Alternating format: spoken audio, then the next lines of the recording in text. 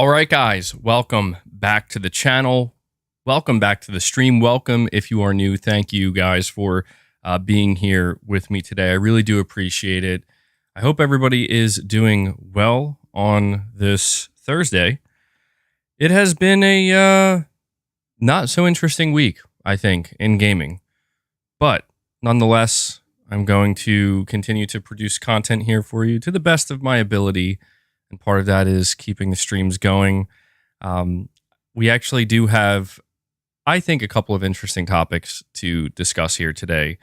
The first topic is what you can see. So I'm sure some of you had noticed, I actually forgot to put my thumbnail up when I created the stream.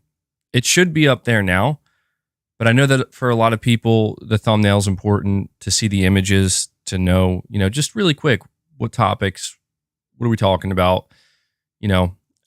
What's the text there? What's it saying? Unfortunately, I had my stream up for an hour with no thumbnail. So that was a mistake, but it should be corrected now. And so, yeah, one of the things we are going to be talking about is Red Dead Redemption on PlayStation 4. Digital Foundry has conducted their analysis, and oh man, it is as bad as some of us suspected it would be. I would say it's just simply unacceptable, but we'll dive into that. We'll have a conversation around Rockstar Games again and the Red Dead series and the whole 9 yards. Something else I want to talk about here is Ghost of Tsushima 2, or a sequel to Ghost of Tsushima, because I actually put out a post on X yesterday. I'm trying my best to, get used to saying that. A tweet, if you will. Basically just asking people, do you want a sequel to Ghost of Tsushima? Do you want a Ghost of Tsushima 2 on PS5? And this tweet blew up, this post, I should say, way more than I thought it would. And it genuinely surprised me. And it got so much interaction and so many replies. And it just kind of got me excited because it was just really cool. It was honestly really, really cool to see just how much love people have for Ghost of Tsushima, and I just kind of want to talk about it. I want to talk about when we can expect to see this sequel announced, what we can expect to be there, and just, talk a little bit about that. Other than that, we are going to talk just a little bit about The Last of Us HBO. We have a couple of updates, what's going on with that. Guaranteed to create some controversy. Certainly. I'm trying to make sure I'm not missing. So, there will likely be other topics that we just kind of delve into as we go into the streams. You guys know how it is. At certain points, it's just going to kind of become free-flowing. Modern Warfare 3 is apparently officially getting revealed today.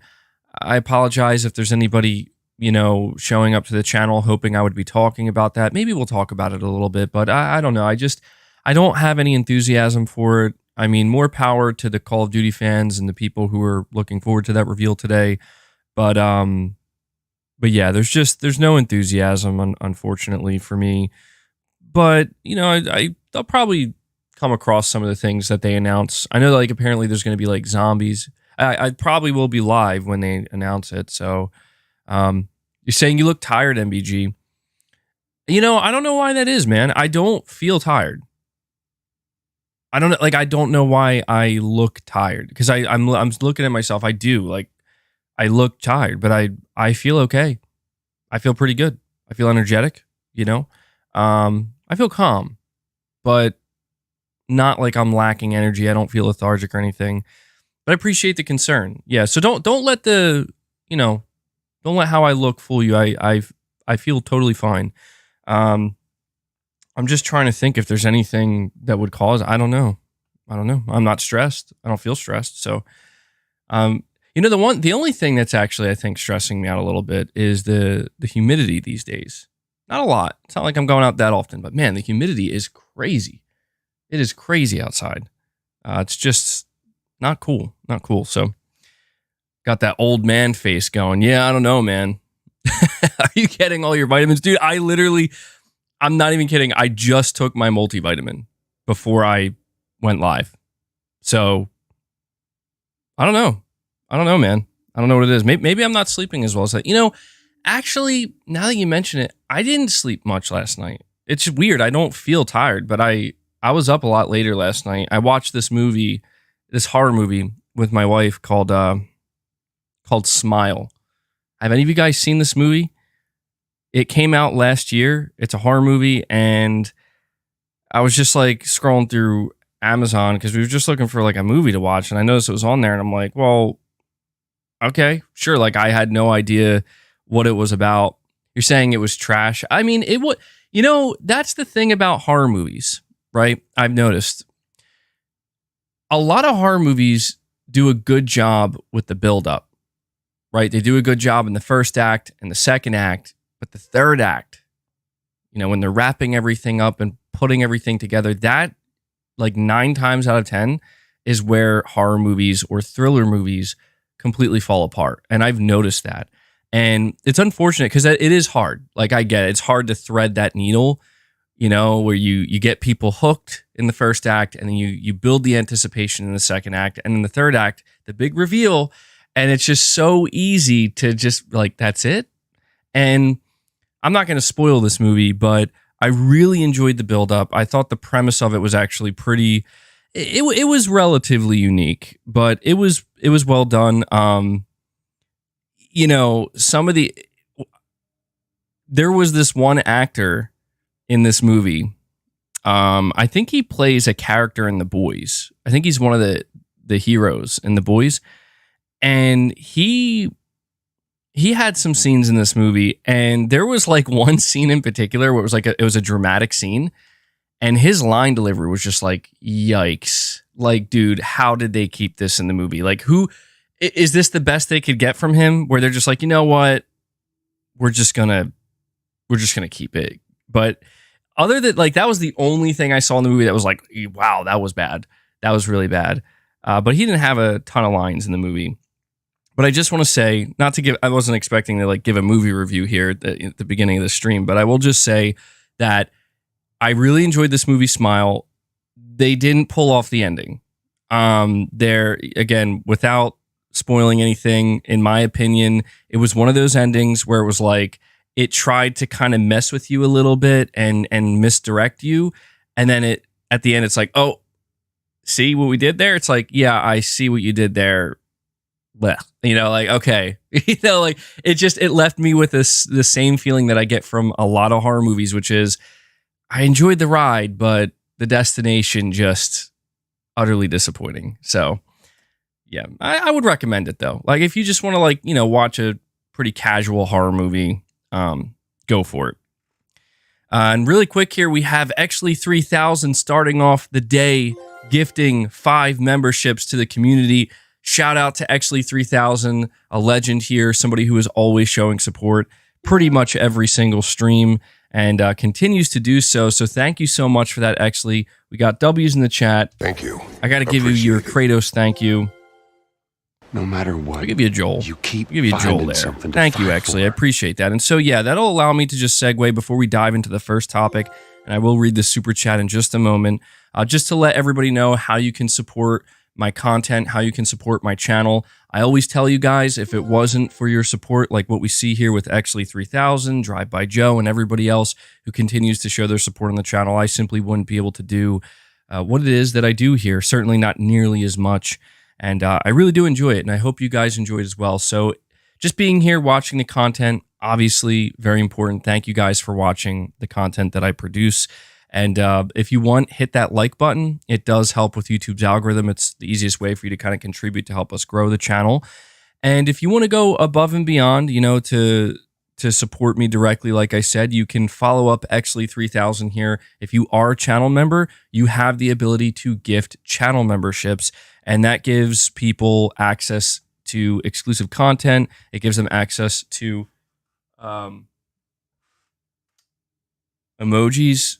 Sorry to interrupt myself here. If you see me just like, I keep looking back and I'm looking out my window, it's because I'm actually expecting my PSVR 2 to arrive today. It's running late. Like I thought it would be here by now. It said it was supposed to be here by now, but it is running late. and there is a decent chance it will actually arrive in the middle of this stream. I don't want to miss it. Like, I think I have to sign for it. So, yeah. So if you see me doing that at some point, if I just walk away from the stream, it's because I'm going to grab it and sign for it. And maybe we could do like a live unboxing of PSVR 2. I'm like so nervous I'm going to miss it, man.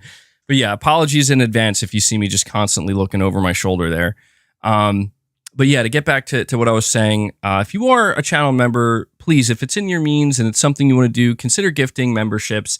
It continues to grow the members community, and they get access to exclusive content. They get access to the exclusive emojis they can use, and that's very much appreciated. Or just consider becoming a channel member, right? If you're not one yet, really helps me out, that direct support. But you can also consider super chatting, like Drive by Joe has done here.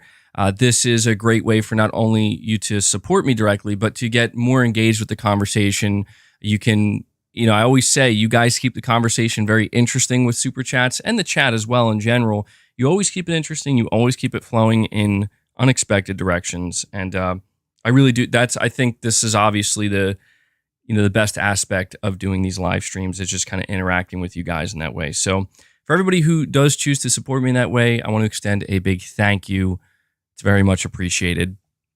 And really quick here, I see Caspy. Cassip, I feel like I've seen you gift memberships before, Cassip. I feel like this isn't the first time, but you're coming out here today following up Exley 3000. It feels like the first time because it's been a while. Coming out here, dropping 5 more memberships, following up Exley's 5, bringing us to 10 new members on the day. Thank you so much for that, Cassip. I got to give you a Venom there because my hype for Spider-Man 2, it's just, I feel like I got to get like a Peter Parker soundbite in here soon. But yeah, thank you so much for that, man. Very strong start to the day. See, that's how I knew. I was like, yeah, I've seen you before, Cassip. You're saying you gifted about 60 before. Love the streams. You listen to them while you're at work. That's a huge number, man. I really appreciate that support. Really appreciate the support you and Exley and everybody else showed the community here. So thank you for following up on that, man. And I have Elias Adamy. I don't know if I'm destroying your last name. Apologies if I am. You're saying 1 month membership and you want to play Red Dead 1, LOL. I would love to go back and revisit Red Dead Redemption 1, and we're going to talk about that. That's pretty much our first topic here. But unfortunately, I'm going to have to pass on that, and I'm going to let you guys know why. But yeah, congrats on your 1 month membership, man. I appreciate you being a member, man. And we have Drive by Joe. Thank you for the $5 super chat. You say, I knew Rockstar was going to go cheap because of how they did the GTA Trilogy edition. I hope the brothers that left come out with something special. Yeah, so the brothers you're talking about the Hauser brothers. If I'm not mistaken, I think Sam Hauser is still at Rockstar.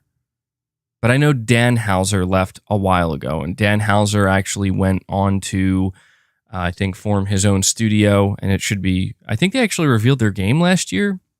If I could be wrong about that, but I know he has his own studio, and it'll be very interesting to see what Dan Hauser comes up with, because yeah, he's like, him and Sam Hauser, they're the masterminds behind not just the Grand Theft Auto games, but Red Dead, the writers, just, what these games are known for when it comes to their characters, the stories, the events that take place. I mean, these are the guys that were behind it and responsible for it. And so this is why a lot of people are really interested to see how Grand Theft Auto 6, like, what are the characters going to be like?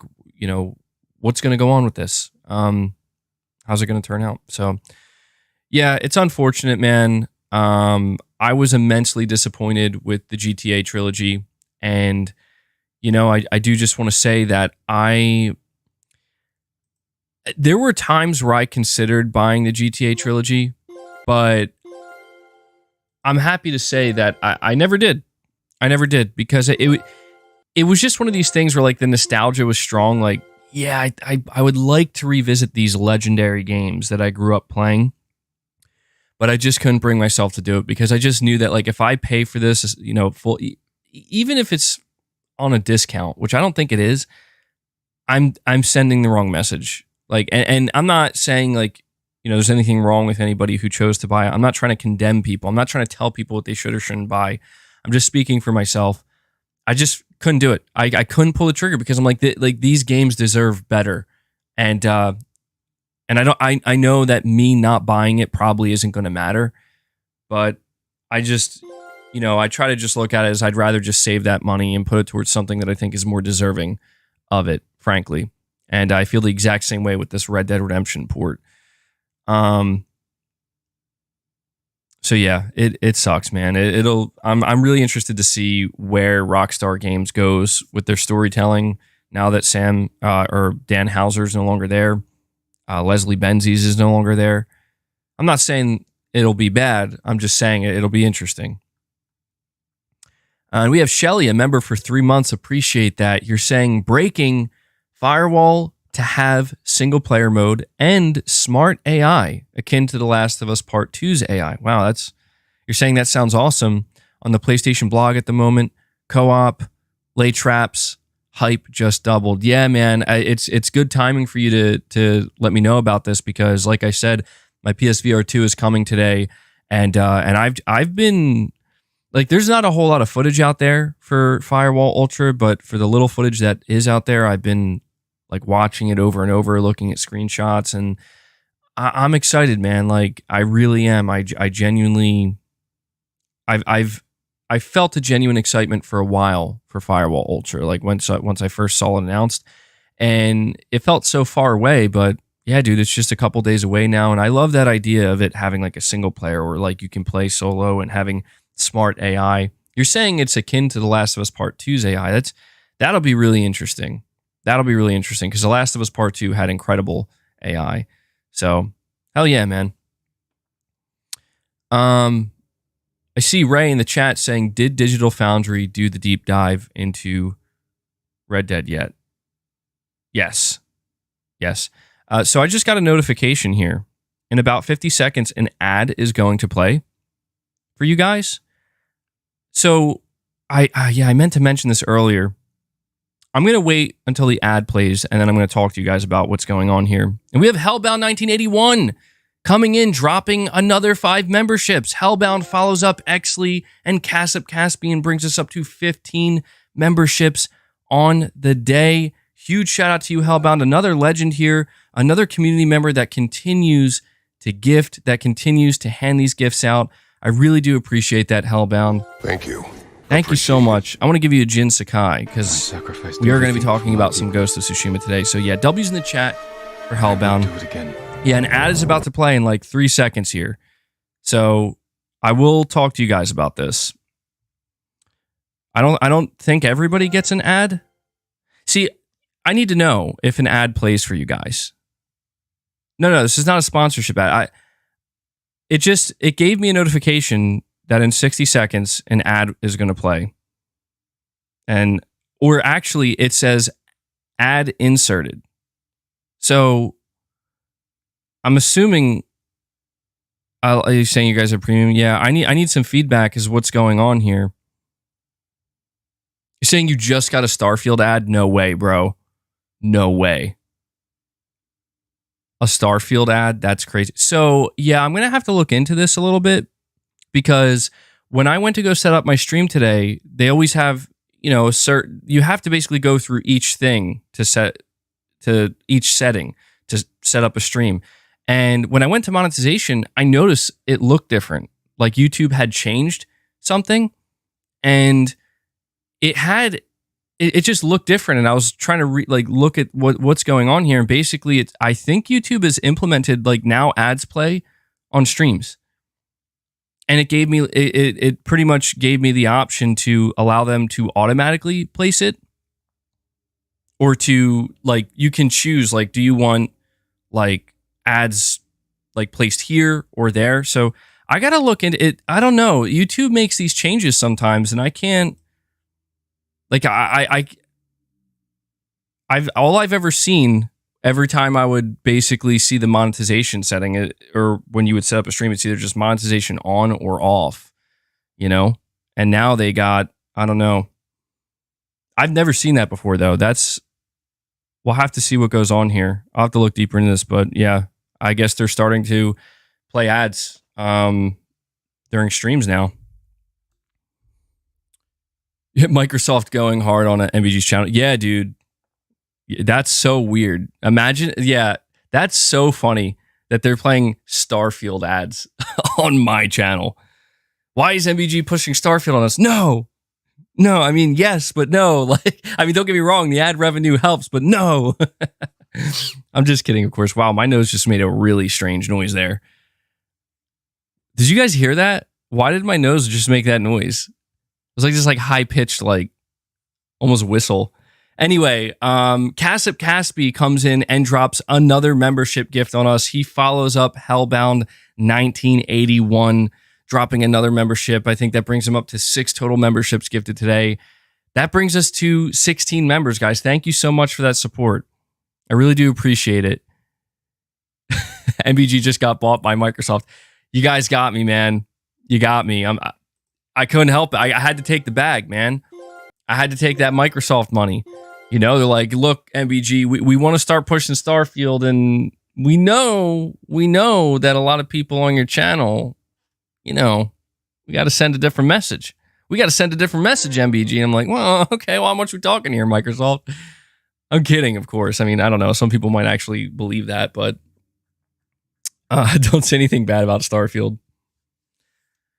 All right, let me see here. I have Naz Shahadi. I apologize if I butchered your last name, man, but this is his first time super chatting. So thank you so much for that, dude. I appreciate that support. You're saying, if you want the best VR first impression, please play Village in VR first. You would be doing yourself a disservice by not checking this one out first. I'm excited for you.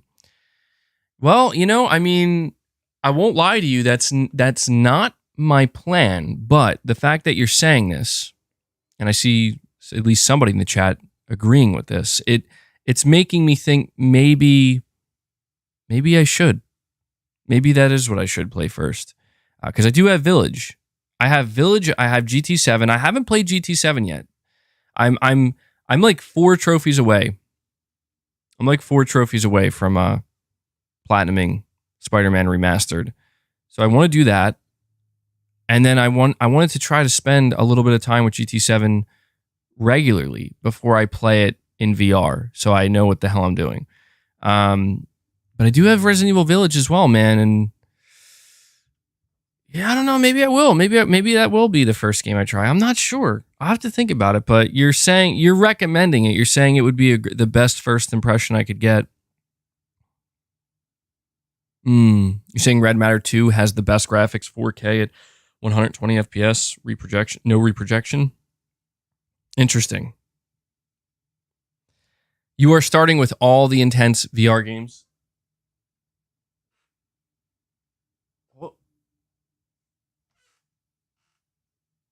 Hold on. Is it here? Nope. Damn it. Sorry. See, now I'm going to be so on edge this whole time. Is my VR2 here yet? I was reading what Shelly said. You're saying you're starting with all the intense VR games. You're going to feel so sick, MBG. You'll feel nauseous. Horizon demo. I could start with the Horizon demo because it's free, right? It's worth noting I didn't get the bundle. I just got the PSVR 2 by itself. So saying MBG going to sprint to the door. I plan on taking it slow, man. If that makes everybody feel better, like regardless of what game I go into, I'm going to remind myself, like, you're in VR. This isn't real life, you know, and take it slow. Take it very slow. And that's what I'm going to do. And, you know, if at any moment if I start to feel like, ooh, you're saying your wife isn't here to answer. No, she's not here right now. So it's just me. The timing, you know? Is this the first time I'll be experiencing VR? Yes, it will be the first time ever experiencing VR. So get some Dramamine. That's what my wife said to me. She's like, get some Dramamine. Maybe. We'll see. I'm looking forward to it, man. And you know, if I jump into something and I start to feel sick at all, you know, it's just I'm not gonna be like, oh, this sucks. I'm just gonna be like, okay, you know, I gotta ease myself into it. It's fine, you know. Like I'm not gonna just jump to the conclusion that I just can't play VR games. I'm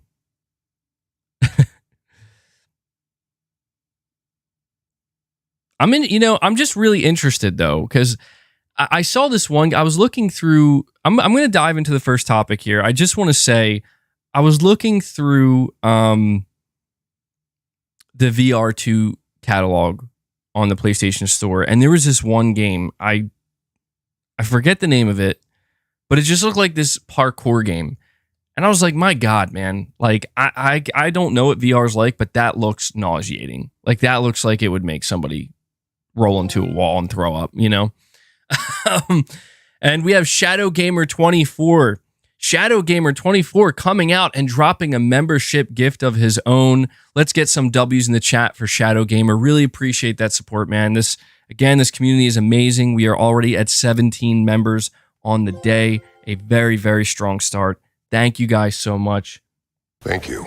Thank you for that, Shadow Gamer. Enough from me. Give you some Jim Ryan there. Have the games do our talking. All right. Let's dive into the first topic, okay? The first topic, this is unacceptable. I'm talking about the Red Dead Redemption PlayStation 4 port, okay? We've already talked about this extensively.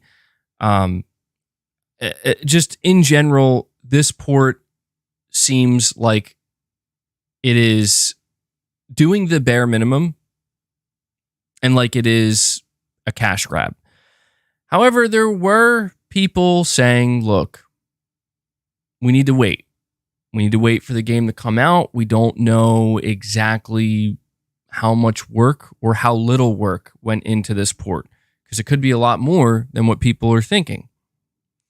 Well, Digital Foundry did their extensive analysis on the Red Dead Redemption PS4 port, and they did a great job as always. I highly recommend. I would watch it with you guys, but it's a little bit drawn out, and I know that not everybody's going to be that interested in all the minute details. But to basically summarize it, they compared the PS4 port. They put it on the PS4 Pro. They put it on the PS5. They put it up against the Xbox Series X version, the Xbox Series S. They put it up against the Xbox 360 version. And there are a couple of key takeaways. Number one, it is clear that almost no work went into this. I mean, it is basically taking advantage of FSR 2.0, which definitely creates a much cleaner image, but, and it is at 4K. It seems like it's running at native 4K, which is nice, of course. It's locked at 30 frames per second. It's locked at 30 frames per second on the PS4, the PS4 Pro, and even the PS5. Outside of that, that's it. There's no other work that has been done to it. The UI is at 720p. They couldn't even be bothered to upscale the UI. What they did do, actually, let me take that back. There is one thing they did. They actually did upscale the buttons. So the PlayStation buttons. So you have these like 4K, really crisp looking PlayStation buttons that just stand out against a 720p UI. Which doesn't make any sense. And this is a real nitpick here, but it's just worth noting that in the original Red Dead Redemption, the buttons, the button prompts, X, circle, square, triangle, they kind of had this like look to them. They were stylized to kind of match the theme of Red Dead, it basically to match the overall artwork of Red Dead.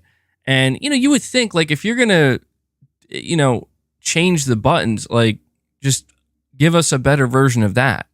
But they just like, you could tell like it was basically just somebody copy and pasted, like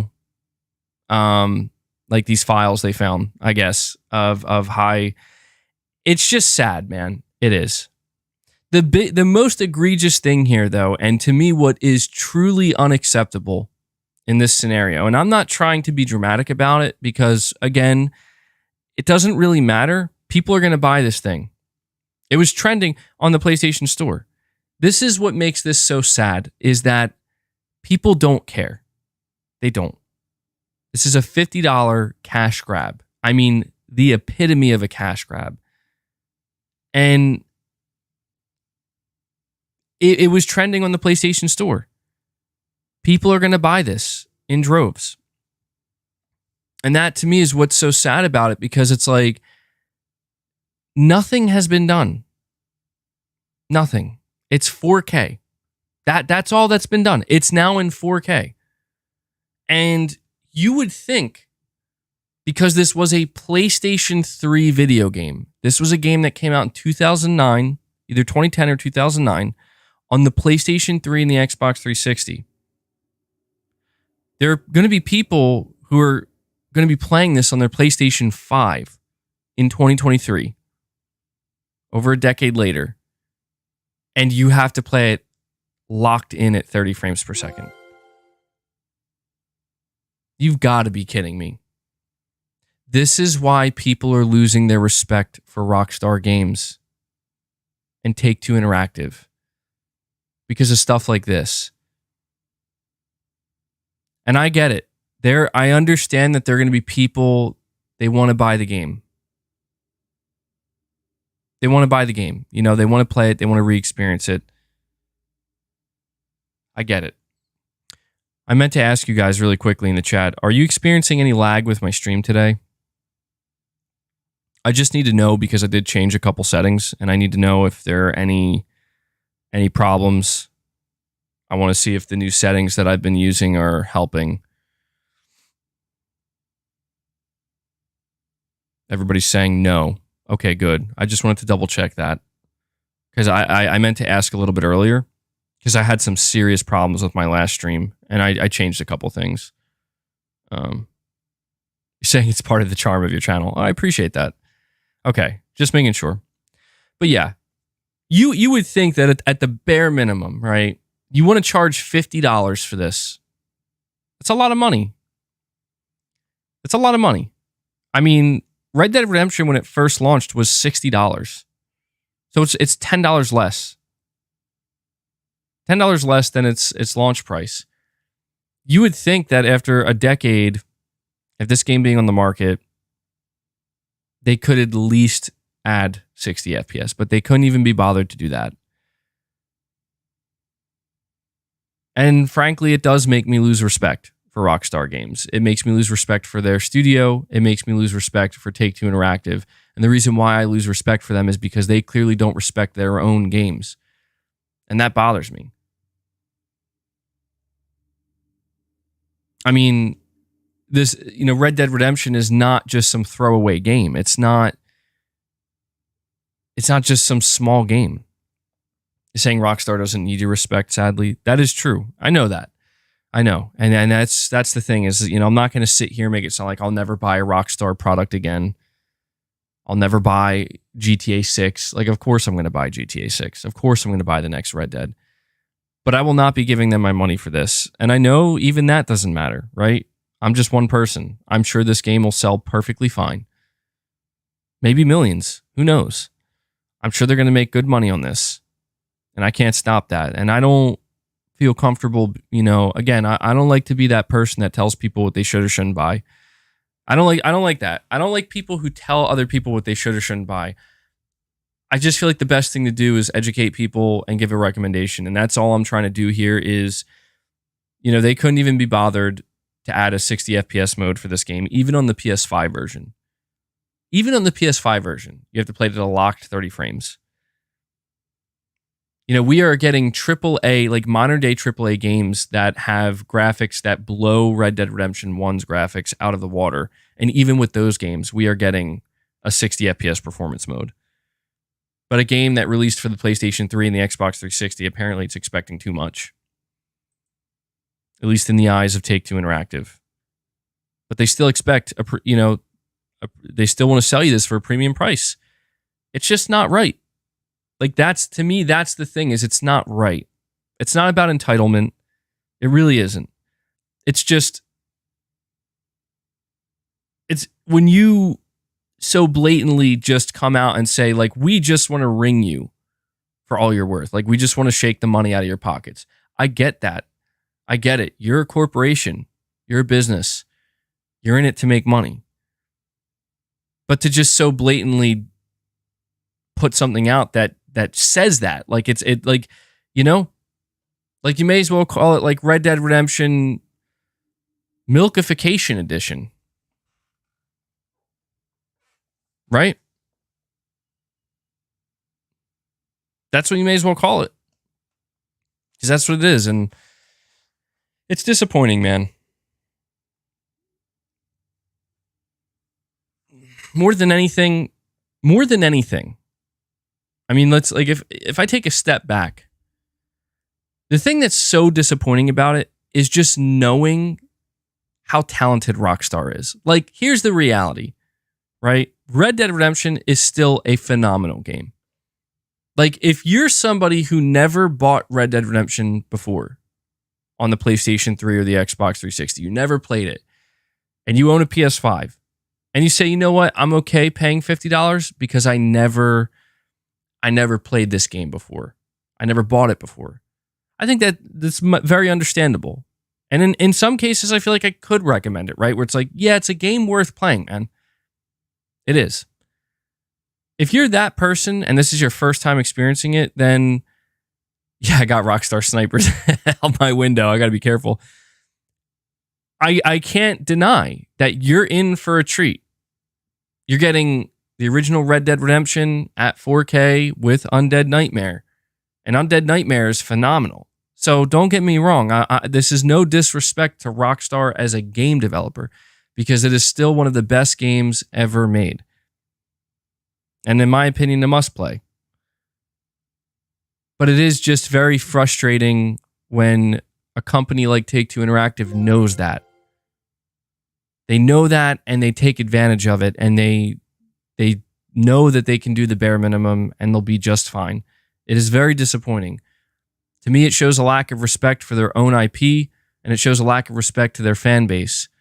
And I understand that maybe Rockstar Games can't really do much with it right now themselves because they're neck deep, right? They're neck deep in GTA 6 development. All hands on deck. Get this game done. I get it. GTA 6 is absolutely the priority. But even in that case, like, if that's the case, why are you why charge $50, man? If the best you can do is just a straight port, that's it. Okay, I appreciate that. You're taking it off of the PlayStation 3 and finally making it available on the PS4 and for Switch owners. But for $50, come on. Really? Some would even say that $30 would be too much. But even $30 would be more acceptable. Certainly. $50 is outrageous.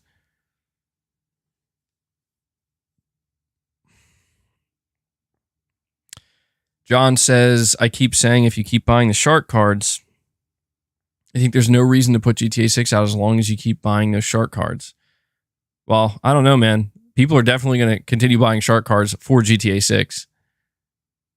You're saying Rockstar, they're a vast studio MVG. I don't buy the fact that they don't have the bandwidth. I mean, I'm sure if they really wanted to, they could spare it, but you know, it probably comes down to Take-Two Interactive. Like, to me, this doesn't seem like a Rockstar Games thing, honestly. It doesn't seem like a Rockstar Games thing to me because it's just like, I don't think they care. Like, if I had to assume what the development atmosphere is like right now at all Rockstar Studios, it's probably GTA 6. Like, this is going to be one of the biggest games, if not the biggest game ever made in history. So, of course, like, that's their focus. And to me, this feels like purely a Take-Two Interactive high-end executive decision where they're like, we're going to take this IP, we're going to hand it to this, no offense to the studio, but a no-name studio that we don't know, and just do a straight port. You know, like, I don't think Take-Two Interactive has to go to Rockstar and get their permission to do that. They don't. They own Rockstar. So it just bothers me that Rockstar has to, we don't know. It could have been Rockstar's decision, but I get that, my assumption is they don't care about Red Dead right now because they're making GTA 6.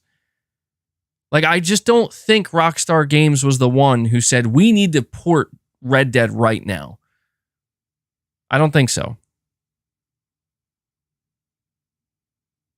I think their mind is, are we going to get, we got to, work on squashing all these bugs in GTA 6 because there's going to be a lot. That's my assumption. All right, let me read some of these chats here. I have Brad Beck, a member for 3 months. Appreciate that, bud. He says, when you get sweaty for no reason, he's talking about VR. When you get sweaty for no reason, that's when you take a break.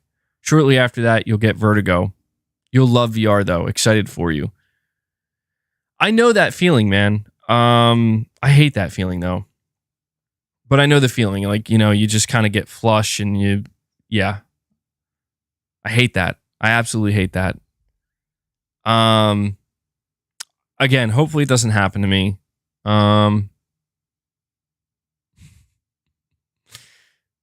God, man. I'm just going to stop talking about it. All right. I want to I don't want to psych myself out. So I'm going to stop talking about it. I'm going into VR with an open mind, and I'm going to assume that when I get back to you guys, I'm going to have wow, that was amazing,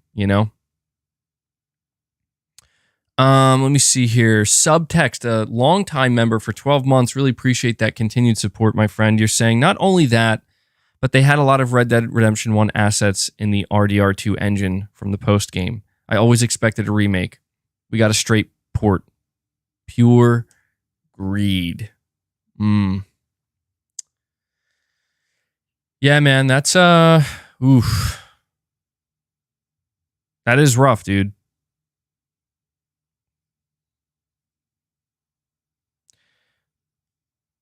I mean, you do have to wonder, what was stopping them? What was really even this studio that was handed the port, what was stopping them from just saying, let's put a little bit more into it? Let's put a little bit more into it. Let's make this look like Red Dead 2. I mean, I know it's not simple. I know it's not easy, but I see some people in the chat saying they got another ad. This is weird, man.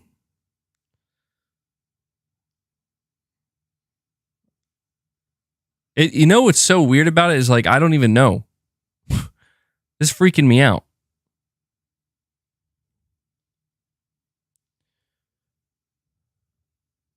Saying why are I don't know. You're saying why are there ads? Dude, I'm telling you, I went to go set up my stream the same way I always do. They changed when I'm done this stream, I don't know if I can. Let me see if I can look into it now. Give me 1 second, because when I went to go set up the stream, they changed the monetization settings. Let me see here. Oh, hold on. Live ad settings. Pre-roll ads will be inserted automatically. Okay. Let YouTube insert mid-rolls for you. Oh, hold on. Choose your ad frequency. Conservative, balanced, aggressive. You know what? Let's do aggressive, guys. What is aggressive though? What is an aggressive ad frequency? It was ads every 3 minutes. This is brand new. This has never been here. Oh, hold on. There's another setting. Choose how mid-rolls appear. Okay. Type of ads. Okay. It just looks like the same as videos. Choose how to insert mid-roll ads. Wait. Oh, now, see, now I'm starting to wonder if YouTube really did. I have insert mid-roll ads manually. That's what I do for all my streams. So basically when my streams end, I manually add ads. I try to like break them every 15 or 20 minutes or so. I think that's more, more than fair for, long streams. So that setting is still okay, dude. I don't know, guys. What I can do though, hold on, let YouTube. I could at least put it to conservative. It says ads every 30 minutes, lower earnings potential, but less interruption. I guess that'll have to be what I choose for now. This is weird. How come this is what I'm talking about with YouTube, man. Like, I got no notification that this was happening. I just literally, I go to make a stream like I always do, and then it's just like, here you go, we're changing things again. Saying there must be an off switch. There is. You can turn off monetization, but I can't do that for my streams, man. Like that would actually be very detrimental to the channel. Like to not monetize my streams at all. Although this is pretty weird that this just wasn't a thing before.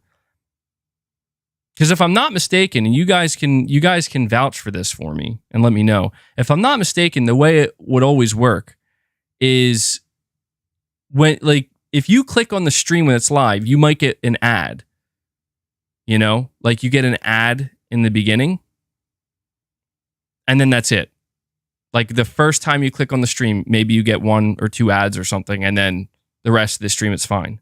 Am I wrong about that? Yeah, you're saying at the start. Yeah, it's always been that way.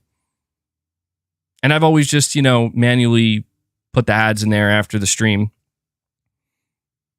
It seems like they basically changed that to where now actually you get an ad if you click on it, and then damn, dude. Yeah, what YouTube's going crazy, bro. Like they're like raising, I see you guys mentioned they raised the price of premium. I'm a premium member. It's like $25 or something now. I mean, it's getting crazy out here with YouTube, bro. Well, hopefully it won't be too bad. That sucks. YouTube's getting crazy. They really are, man. And they didn't even tell me. That is wild. They were probably like, oh, they won't even notice. They won't even notice. Saying the student discount for premium comes in clutch. Yeah, that's cool if they do stuff like that. I don't know if you guys have noticed that though, but I noticed like all of these like pretty much anything that requires a subscription, all the prices have gone up. For everything, dude.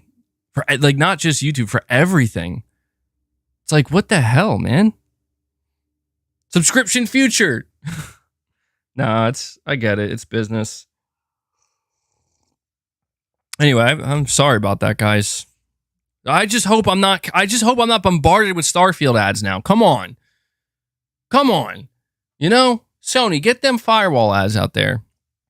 I only get Xbox ads. Oh my God. It's like, it is good for me and like for the channel in a way where it's like, well, that helps me out, but damn. Sony, where are the Spider-Man ads, bro? Run those Spider-Man. It's like they're running the Spider-Man ads on the Xbox channels. Oh my God. Nearly every ad is Starfield. Oh, geez. I'm an Xbox propaganda channel now. I'm sorry, guys. What are you doing to me, YouTube? What are they doing to me out here? You will talk about Starfield MBG no matter what. All right, let me see here. Sorry to keep you guys waiting here. I got so subtext, just to get back to what you said, man. I agree. I don't know why you think about the epilogue of Red Dead Redemption 2. I mean, why can't you just kind of like, port that? I don't know. I don't know, man. I don't understand.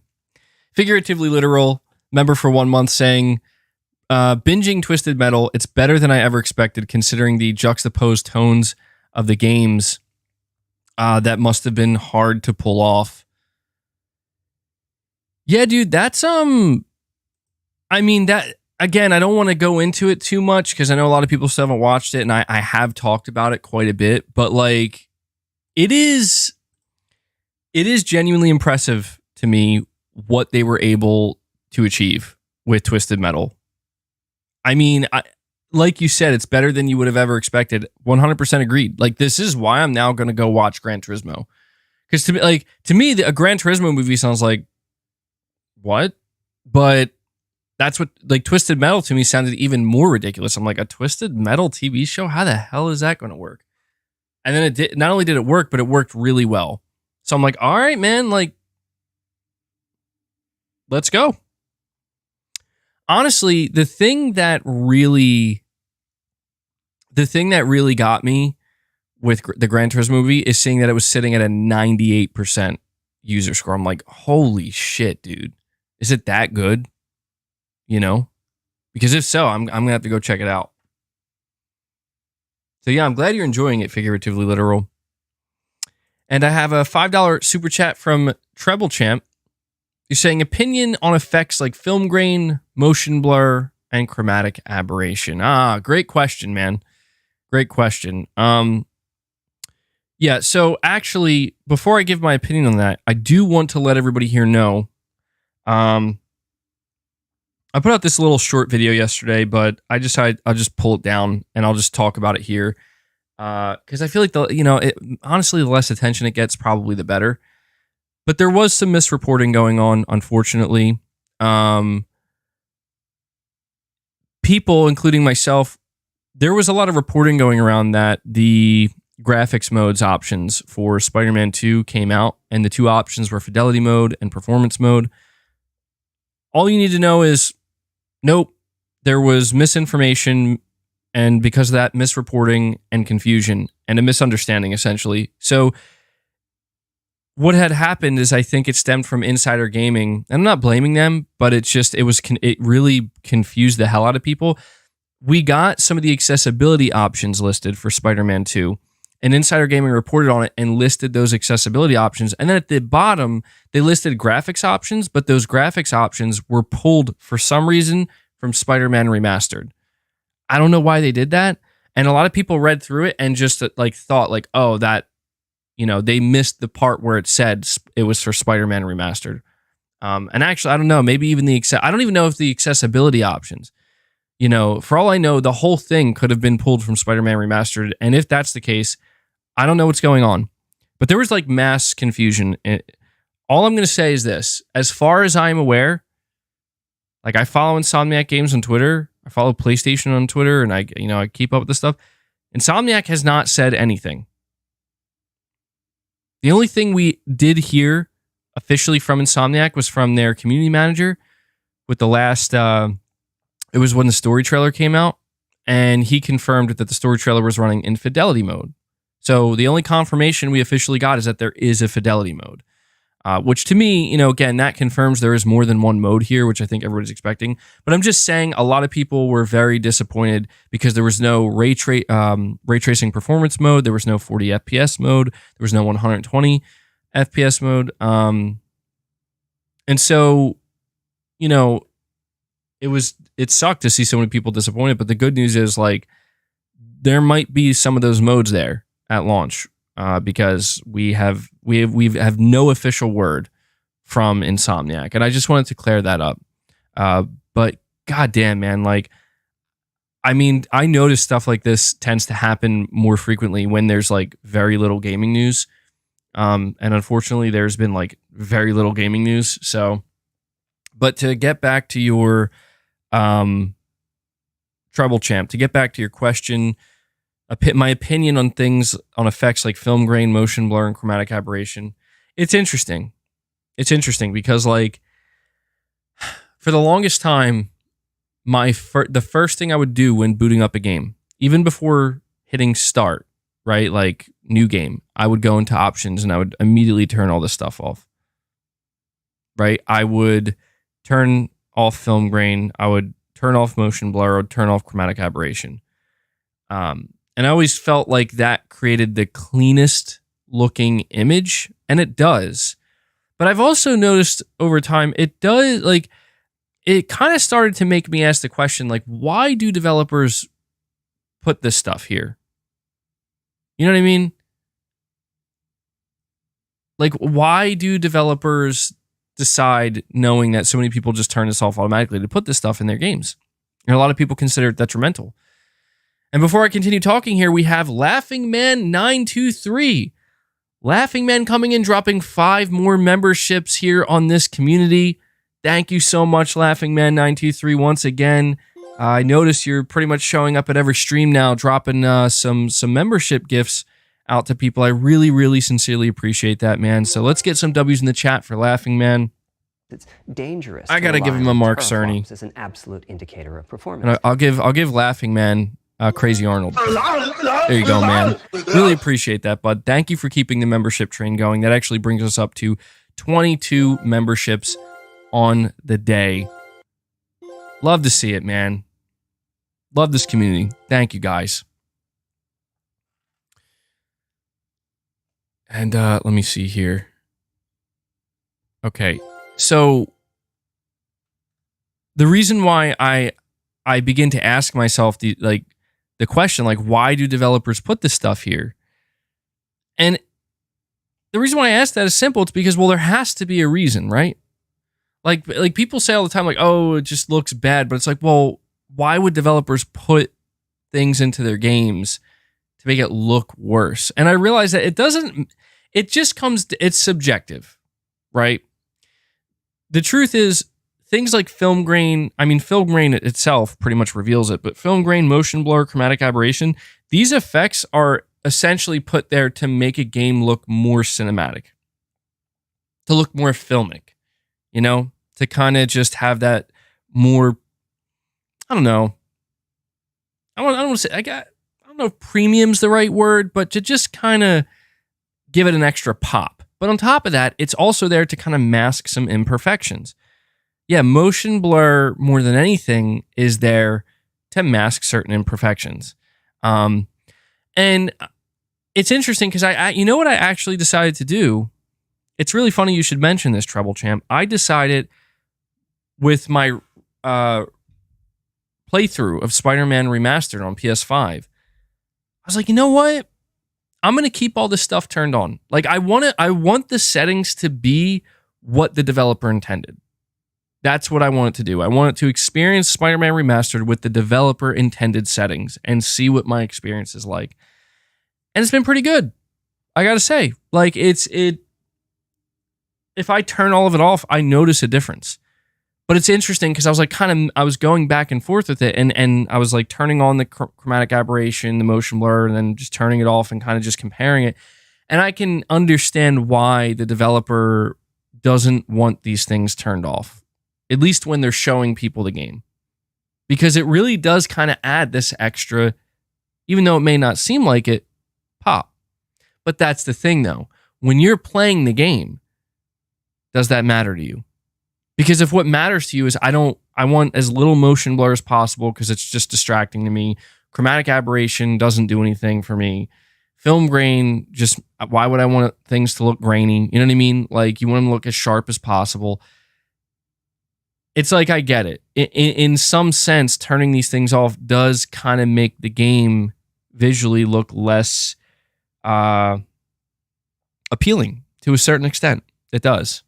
It doesn't effectively kind of catch people's eye as much. It doesn't look as movie-like, I guess. And it makes it look more like a game. You know what I'm saying? I know that sounds bizarre, but it's like, wait, so you're telling me a video game looking more like a game is a bad thing? Well, again, you have to understand that it's all about the marketing. It's all about the presentation. It's the reason why when we see games revealed this, even today, you don't see them running at 60 frames per second in their performance mode. You see them running in their fidelity mode. Like, it's all about, people say graphics don't matter, but it's not true. It's just not true. I don't mean to, I'm not saying graphics matter to me more than anything or you, but I'm just saying in general, like, when we're talking about the wider gaming market and the people who pay attention, from top to bottom, graphics absolutely matter a lot. And people do like the wow factor. And when you specifically think about certain studios and certain publishers, oh, hold on, I think. Oh, okay. Guys, I'll be right back.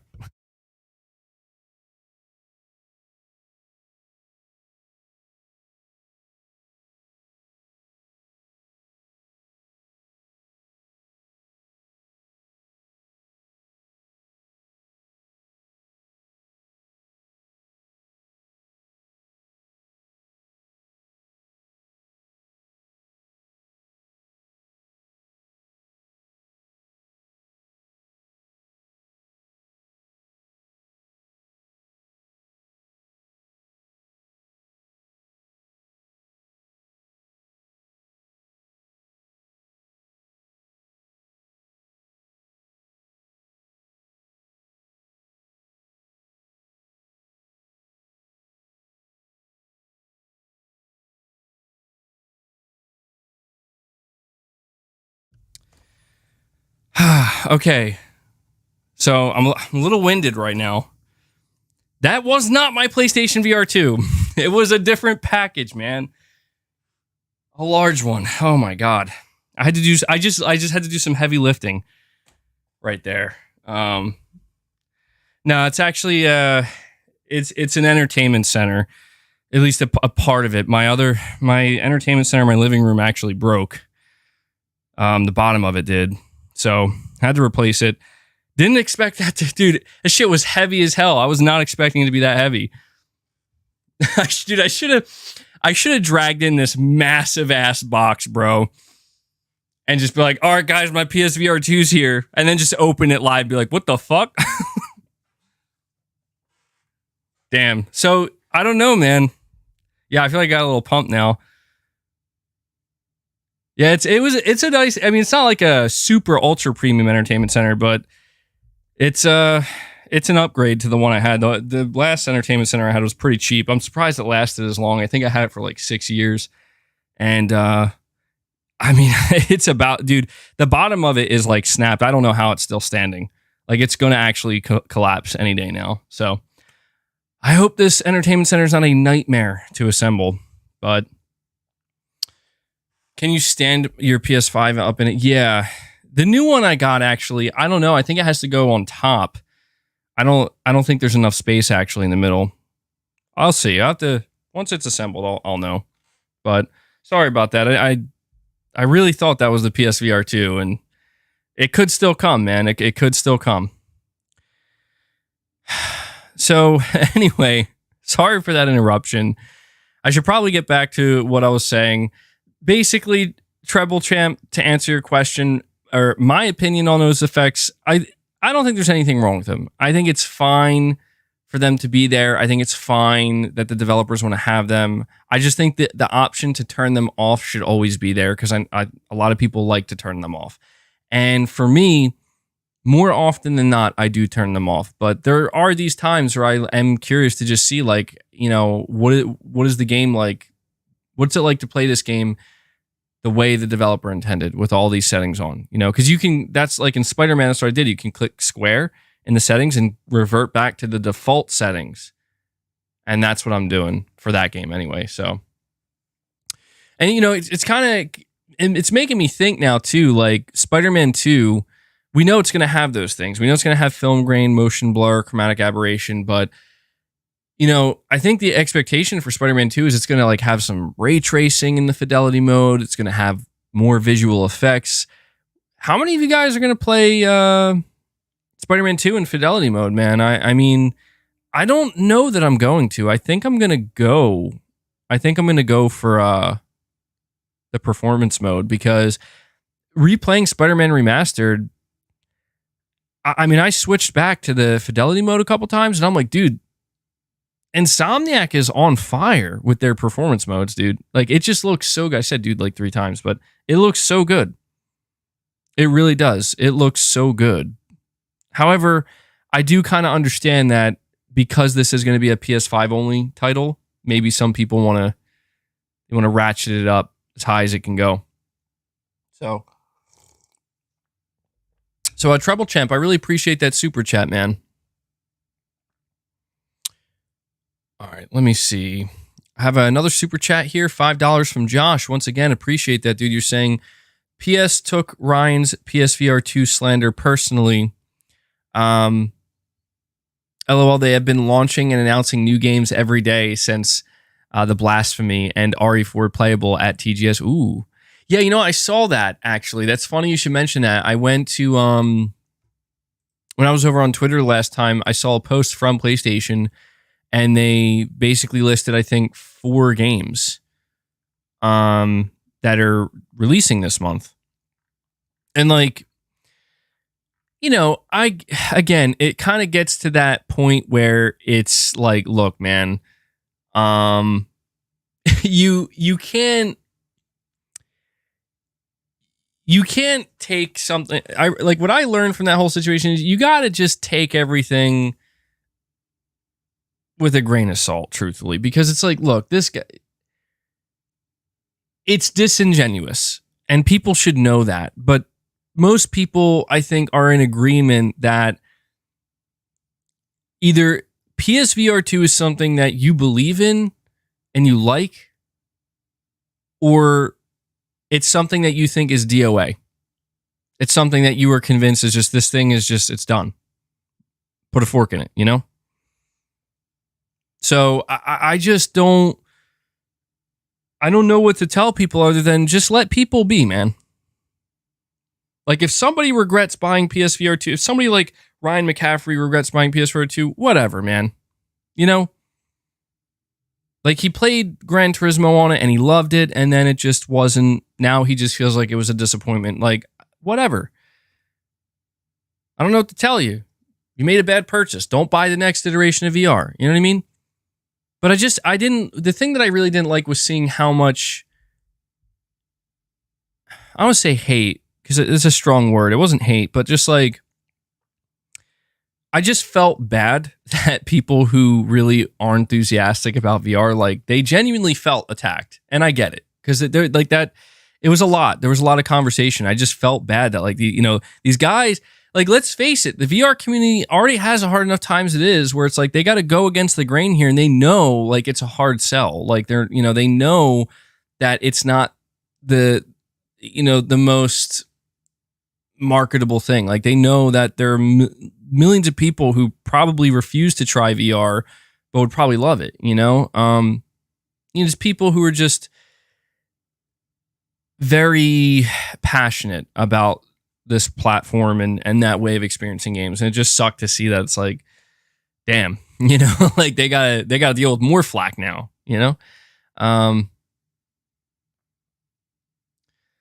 saying MBG, but you guys champion this behavior of what is successful. I get it, man. Like, I'm a firm believer that of what comes around goes around. And, people, like I said, people were bringing up, well, like, weren't PlayStation guys saying for years that Xbox has no games, and that would upset the Xbox community, and the Xbox community would get all defensive. And it's like, yeah, it should have been worded differently, man. People, and this is where it's like, at the very least, you just got to hope people can learn from this. If we're going to have these conversations, if there's going to be any discourse, at the very least, we should try to be more accurate, myself included, with how we talk about things and the way we phrase them and the way, and what we're trying to get across. You know what I mean? I think sometimes people, including myself, speak in a way, like, especially if you have a platform or an audience, you speak in a way that you feel is very casual. Like, yeah, it's got no games. It feels like it's dead. Yeah, I mean, I feel like that's a casual thing, and like a lot of people will understand what you're saying. Like, they know you're not saying there are literally no games. They know you're not saying that it's the worst thing ever made. They know you're saying it just feels like it's not doing that great, and you're disappointed. They get that, but at the same time, like, there are a lot of people who, like, they were hoping you would say that. They were waiting for you to say that, and they're gonna take that and they're going to weaponize it. And that is what I realize, is that you got to be aware that everything you say on the internet, when you have a platform, can and will be weaponized by one person, multiple people, groups of people. And that's why you have to be very transparent and thorough in what it is you're trying to get across. Yeah.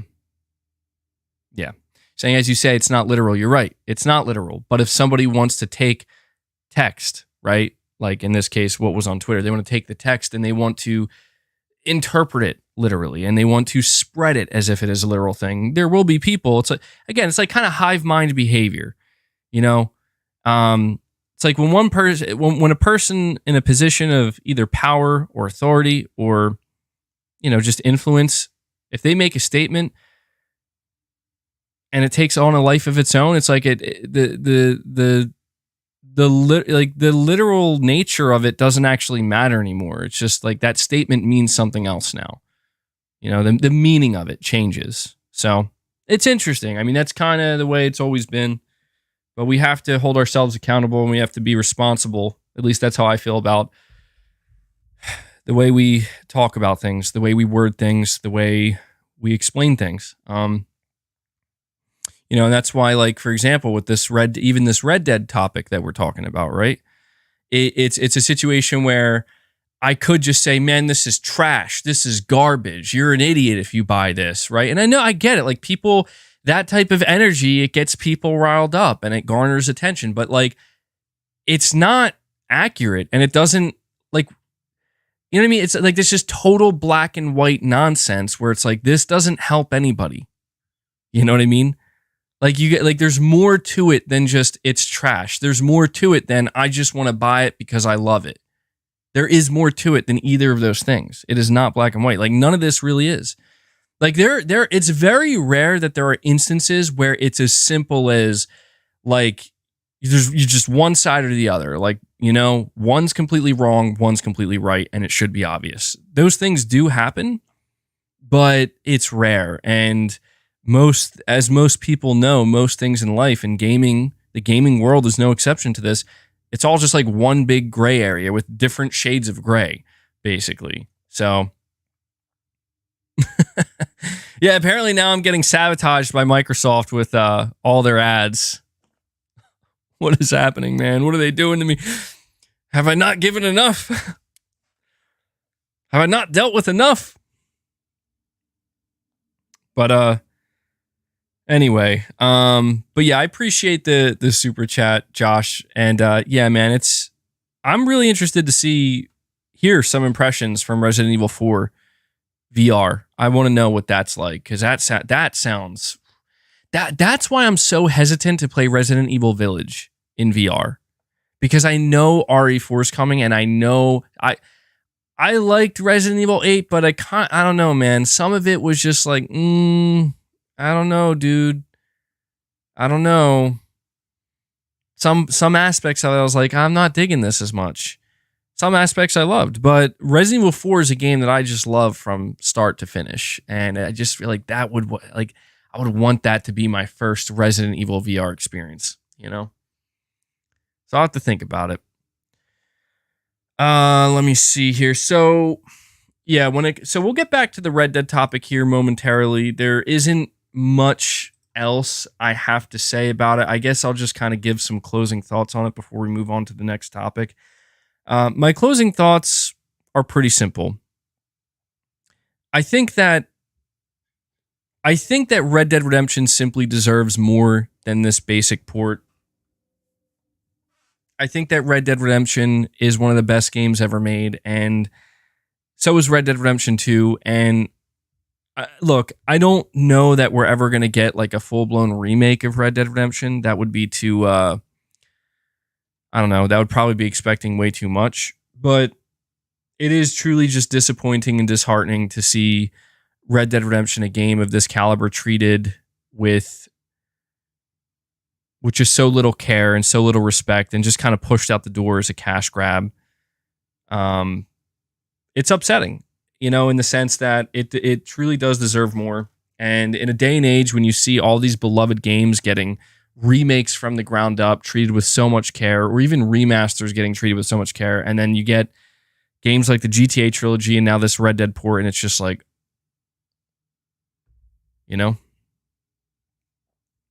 it sucks. It really does suck, man. So again, the final thing I'll leave everybody with when it comes to Red Dead is just think about whether or not it's really worth purchasing. Think about whether or not it's really something you want to pursue and the message you want to send Rockstar. You know, it's every person has to make their own decision. Dude, I swear, oh my God. People keep saying they're getting Starfield ads. Like, dude, they're trying to convert our conversation over to Starfield. That's what they're trying to do. That's what they're trying to do, man.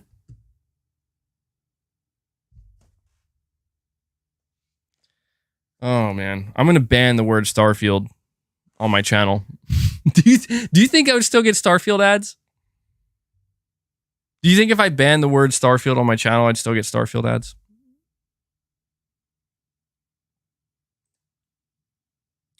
All right, so we're going to move on to another topic here, and this is a topic that, let me see.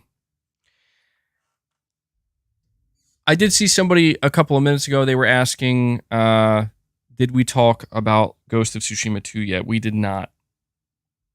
But we are about to now. So guys, before we dive into this new topic, please do me a favor, take a second out of your time, hit that like button for me. I'd really appreciate that. It helps with the YouTube algorithm. But I want to go over to this tweet that I put out yesterday. And, you know, you never know what tweets are going to blow up, right? And like which ones are going to just kind of take off. And there's like no rhyme or reason. So I put out this tweet yesterday and I just simply asked, like, you know, do you want a Ghost of Tsushima 2 for PS5? And, you know, my expectation with a tweet like this was, well, yeah, you know, some people are gonna say yeah. Some people are gonna say, I'm assuming most people are gonna say yeah. Some people are gonna say no, but you know, it'll just get, you know, moderate amount of attention. And I like checked it this morning and I saw it almost has 1 million views.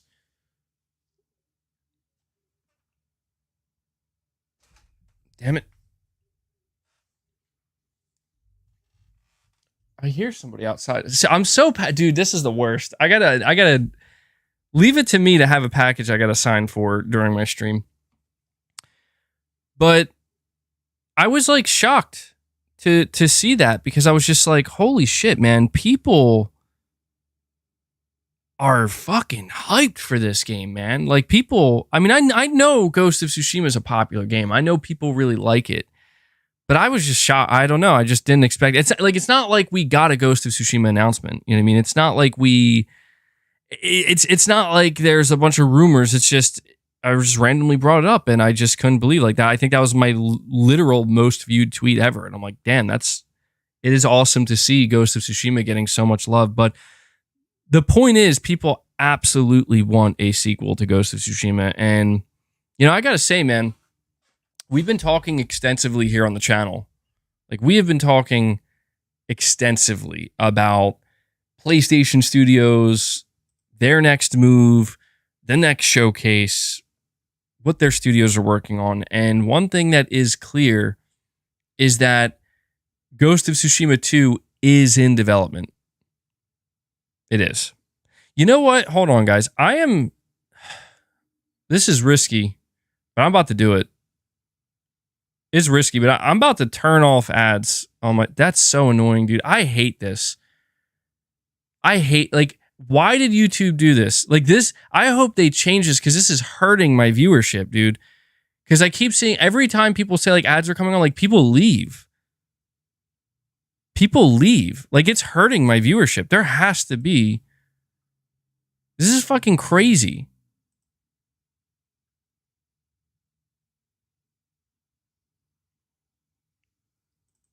It's like I'm actually getting annoyed by this now. Like, it's bad enough that the ads they're going to show are for Starfield on my channel. I'm just kidding. That's not really that much of a problem, but this is... I don't like this, man.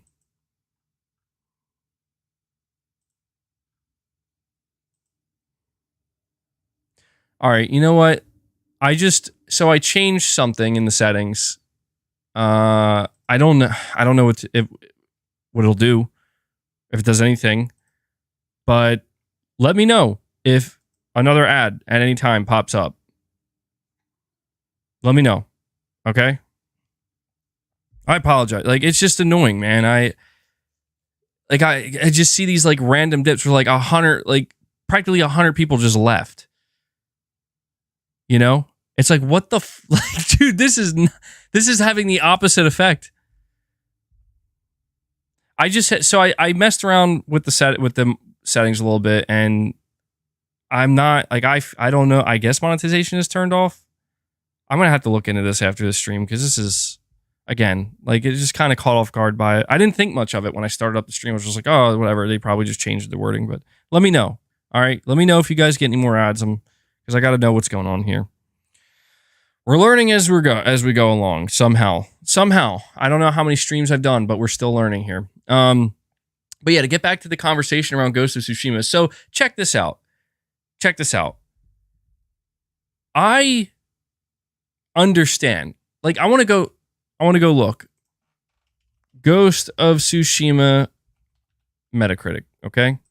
One of the things about Ghost of Tsushima that I don't understand, and I'm not trying to be like a fanboy about this, because it's not like a fanboy thing, but like, I'm looking at the Metacritic score based off of 122 critic reviews, sitting at an 83.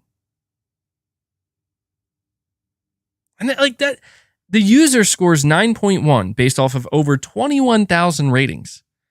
An 83 to me seems too low for a game this good. You know? I don't get it. Like, how is it? It makes me feel like I'm just like kind of disconnected here a little bit with the reviews that were published for this game. The dude, member for 3 months, appreciate that, man. I almost said dude. You're saying, I don't know about you guys, but Gamers Nexus dragging Linus through the mud is amazing entertainment. F Linus for real, the definition of a shill. Yeah, I saw that trending, and I know, like, I don't watch Linus Tech Tips. I don't watch Gamers Nexus either. Like, I'm not familiar. I'm vaguely familiar with both of them. But I know, like, Linus Tech Tips is huge. I have no idea what's going on with that situation. No idea. And I don't know that I want to know. You know, but it just seems like there's some serious drama going on there.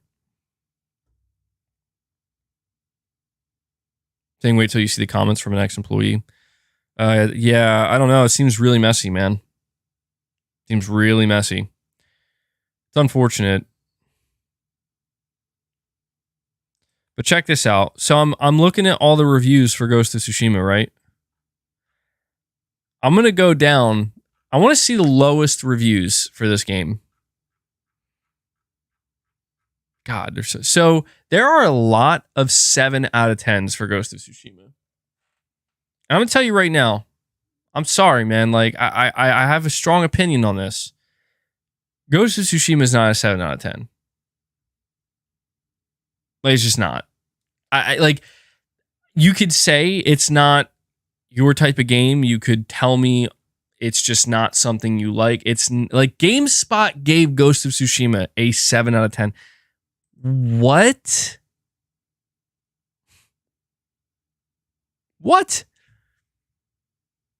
A 7 out of 10 is not a bad... Dude, GameSpot gave the same 7 out of 10 review as Survivor. Bro, holy shit, I wasn't aware of it. See, this is what I mean. They dragged this game. Survivor. Survivor is that fake-ass review company that is actually like funded by Microsoft or some shit to slander PlayStation games and reviews. But I don't know, man. GameSpot's supposed to be more well respected. But check this out. GameSpot says the game hits a lot of fantastic cinematic highs, and those ultimately lift it above the trappings of its familiar open world design and all the innate weaknesses that come with it. But those imperfections and dull edges are definitely still there. Okay, Ghost of Tsushima is at its best when you're riding your horse and taking in the beautiful world on your own terms, armed with a sword and a screenshot button. What the fuck? Allowing the environmental cues and your own curiosity to guide you.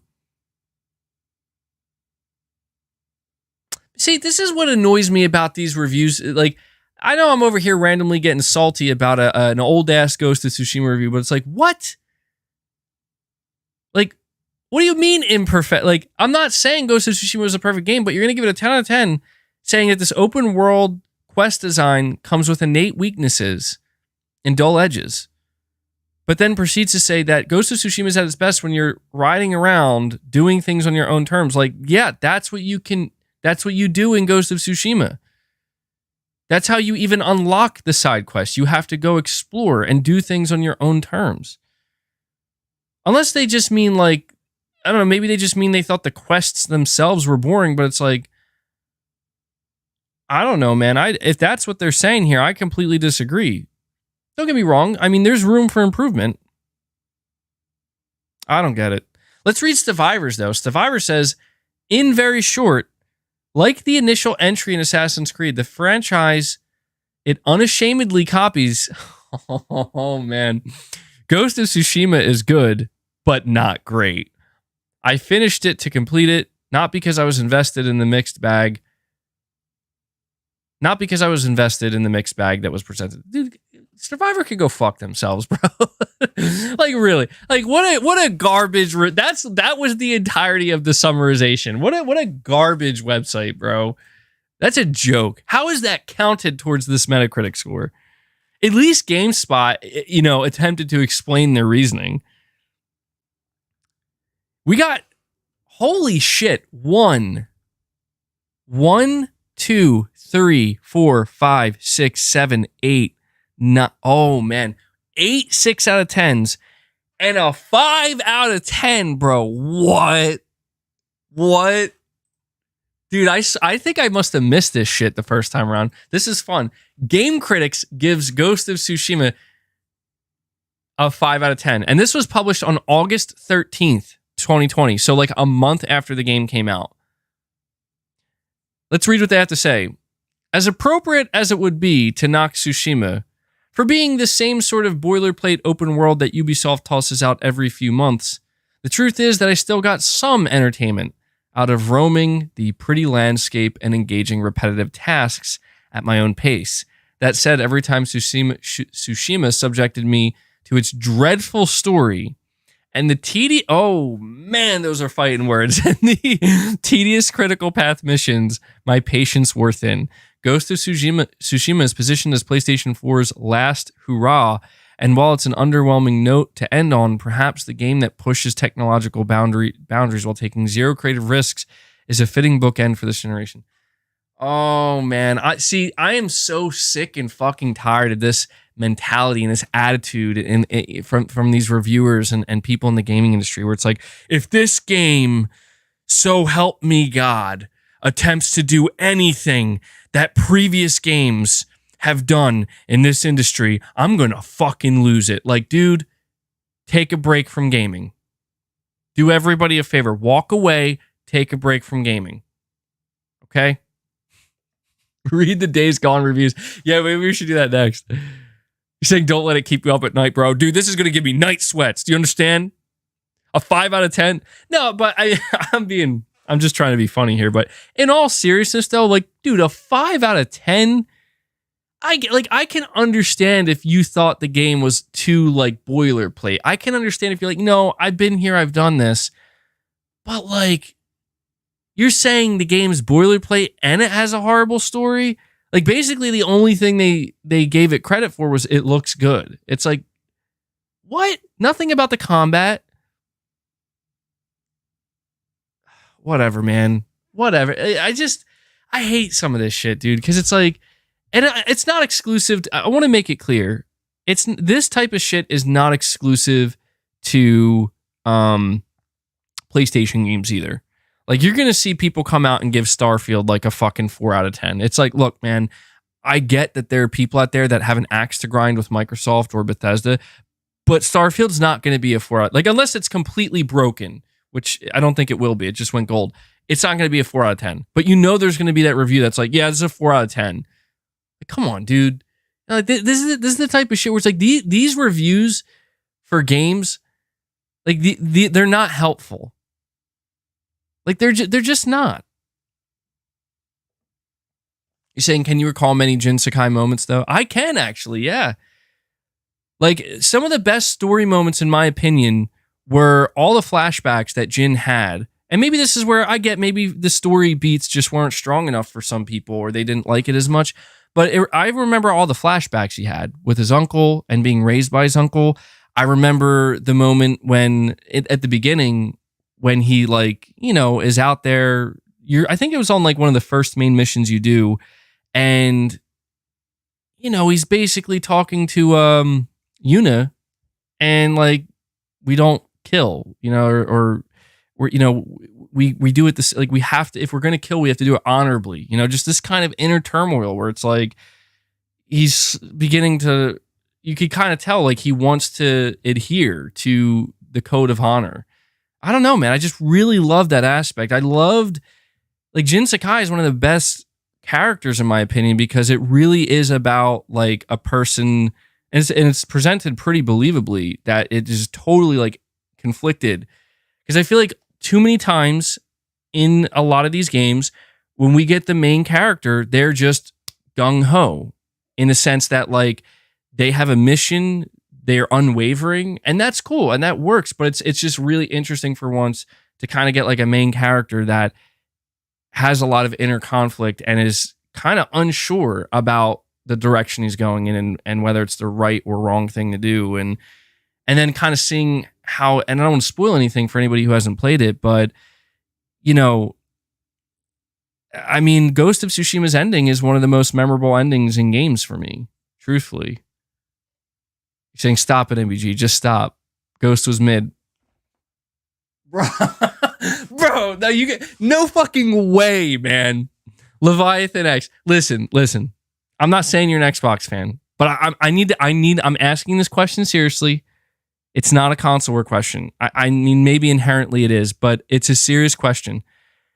If a game like Ghost of Tsushima was released by an Xbox studio exclusively on Xbox, you're telling me that entire fan base, anybody who plays, oh yeah, it's mid.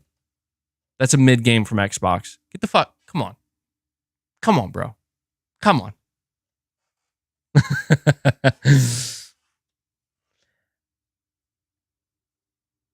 You're saying Jin was sort of boring. So the one thing I will say I will give you this, BB12. Jin's character has room to be fleshed out. Absolutely. Like, to me, one of the themes of Ghost of Tsushima, like, one of the things it was trying to convey, and I think this is part of like the, you know, the Japanese culture at that time period, you know, the samurai, a lot of stoicism, you know, very much like, this isn't about feelings and emotions. Like, we are warriors, and we do not feel, basically.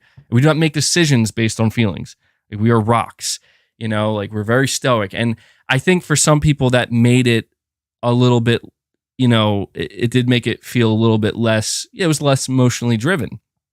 But to me, that always kind of came off as like, that is, you know, that's basically, you know, like that. I think that, to me, it just comes off as like, that's kind of accurate to that time period, and you know, the way these men, you know, kind of behaved, and the mentality they had. And so, you know, I get it. Maybe it's just the fact that it came right after The Last of Us Part 2, which is the exact opposite of that. You know, The Last of Us Part 2 is like as emotionally driven as it gets, but yeah, I will say, so actually this is a good segue into like talking about the things that I would like to see. Because to me, Ghost of Tsushima is not a perfect game. I want to make that clear. Like I'm bashing these reviews, giving it like a 5 and 6 out of 10. Like I'm shocked Ghost of Tsushima has 6 out of 10 reviews. Like that to me, that's shocking. Like 6 out of 10, 8 reviews giving it a 6 out of 10. Like, geez, man, that's surprising to me. Because like I agree, it's not a perfect game. There is a decent amount of room for improvement.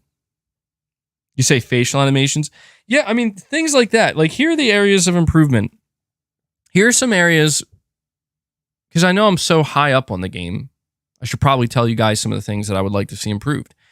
We mentioned Jin. I would like to see his character branch out a little bit more personality-wise. I think that, now that he is, spoiler warning, okay, I'm going to give you, shouldn't be surprising. It's the name of the game, but a spoiler warning.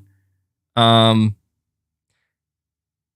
that by the time you get to the end of the game, like he fully embraces, like he is the ghost. Like he is fully accepted. Like I am now willing to do, I broke away and I'm willing to do what he deems necessary to help his people, right? And to push back. I think because that it kind of opens the door to, we can see some character growth in Jin. I do. I think that this idea that he comes from a samurai clan and the family, the lineage and the whole thing and the honor, this idea that he was a very stoic individual and, ultimately is driven to make the decisions he makes through emotion. It would be cool to see his character grow in certain ways and kind of expand and go and just see a little bit more of that. That's what I'm hoping for anyway, But I think Kratos kind of proves that a character can pretty much stay in that kind of stoic frame, and there can still be character growth, Other improvements I want to see. So mission quest design. I personally thought that many of the side quests and just like not like the dedicated side character quests, but not only that, but the random side quests that you would come across when traveling in the world, I actually thought they were pretty good. Like they weren't perfect. Not all of them hit, but some of them were pretty good, man. And I found myself like, I remember there was this one side mission where there was like this, there was like this, the legend of like I wonder if this was a DLC side quest, but there was a legend of some kind of spirit or something that's like going out there and like taking out people and whatnot. And, Jin's skeptical and he's like, well, it could just be a person. And you basically just go on this side quest to, you're like hunting whatever this thing is. And you're not totally sure, like, could it be something spiritual, or is it just a person that's doing this? And, you do a little bit of detective work. And by the end of it, you find out it is a person. And then they, you end up challenging them. And I thought that shit was cool, man. You're saying the haikus did not feel rewarding to me. I get that. I do feel the opposite. I love the haikus. Like, do you know why I love the haikus? Because they truly created like an amazing contrast to the rest of the game. And that's why I enjoyed them. Because it was like, first of all, it's unique to this game where it's like, that's a really interesting like side mission or like just a gameplay feature, if you will. It's very unique. But what I liked about it is that, number one, from a story perspective, it gives you more insight into like, that is kind of the samurai way, right? It's about being in chaotic battle where there's bloodshed, there's life and death, crazy shit going on, but still like having that spirituality to it. Where it's like, I can slice and dice people, that cross my path. And then a couple moments later, I'm sitting in front of a pond in a beautiful landscape doing a haiku, reflecting. And I'm like, I like that. Like, to me, that was perfect. Like, that is To me, that was a very clever gameplay mechanic that fits perfectly in this world. And it just also kind of creates, like, again, that contrast where, yeah, I mean, it kind of affects the player in a way where it's like one moment I'm going crazy out there in battle, and the next moment I'm talking about trees and shit. You know? But yeah, I really, in case you can't tell, I like loved almost every aspect of Ghost of Tsushima. And I think that this is, oh yeah, the foxes too, man. Yeah, how could I forget? The foxes. I love the foxes, bro. I loved almost every aspect of Ghost of Tsushima. I think this is why I'm so insanely excited for the sequel, because I am aware that there are imperfections, and you know, it's rough around the edges in some areas, no doubt about that. But I was genuinely thoroughly impressed with Sucker Punch, man, because Infamous is considered a really good series, and the only Infamous game I played, but I really did enjoy it, was Second Son. And it's unfortunate because a lot of people have told me like Second Son is like the weakest Infamous game, and I thought that was very good. It's like it's a fun ass game. But just to see a studio like Sucker Punch go from, like, for me, what was that game, like they started the PS4 generation with Infamous Second Son, and they end with Ghost of Tsushima. Like, goddamn, like that to me was very impressive. Saying they need to open up the combat too.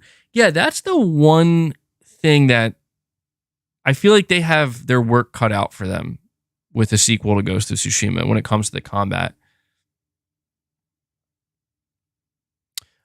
Really quick, I see Hen, you're saying MBG Modern Warfare 3 reveal just happened and big info dump.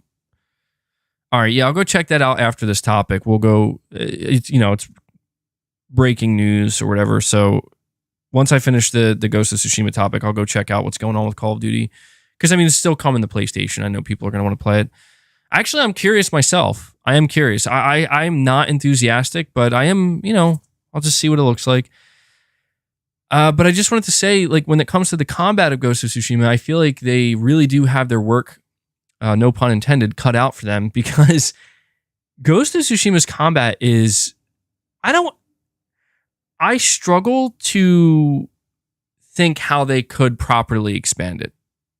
I do, because I enjoyed it that much. And when they had all the different stances, all the different combos, the skill trees, I'm not sure, you had like the special abilities. I don't know where you go from there.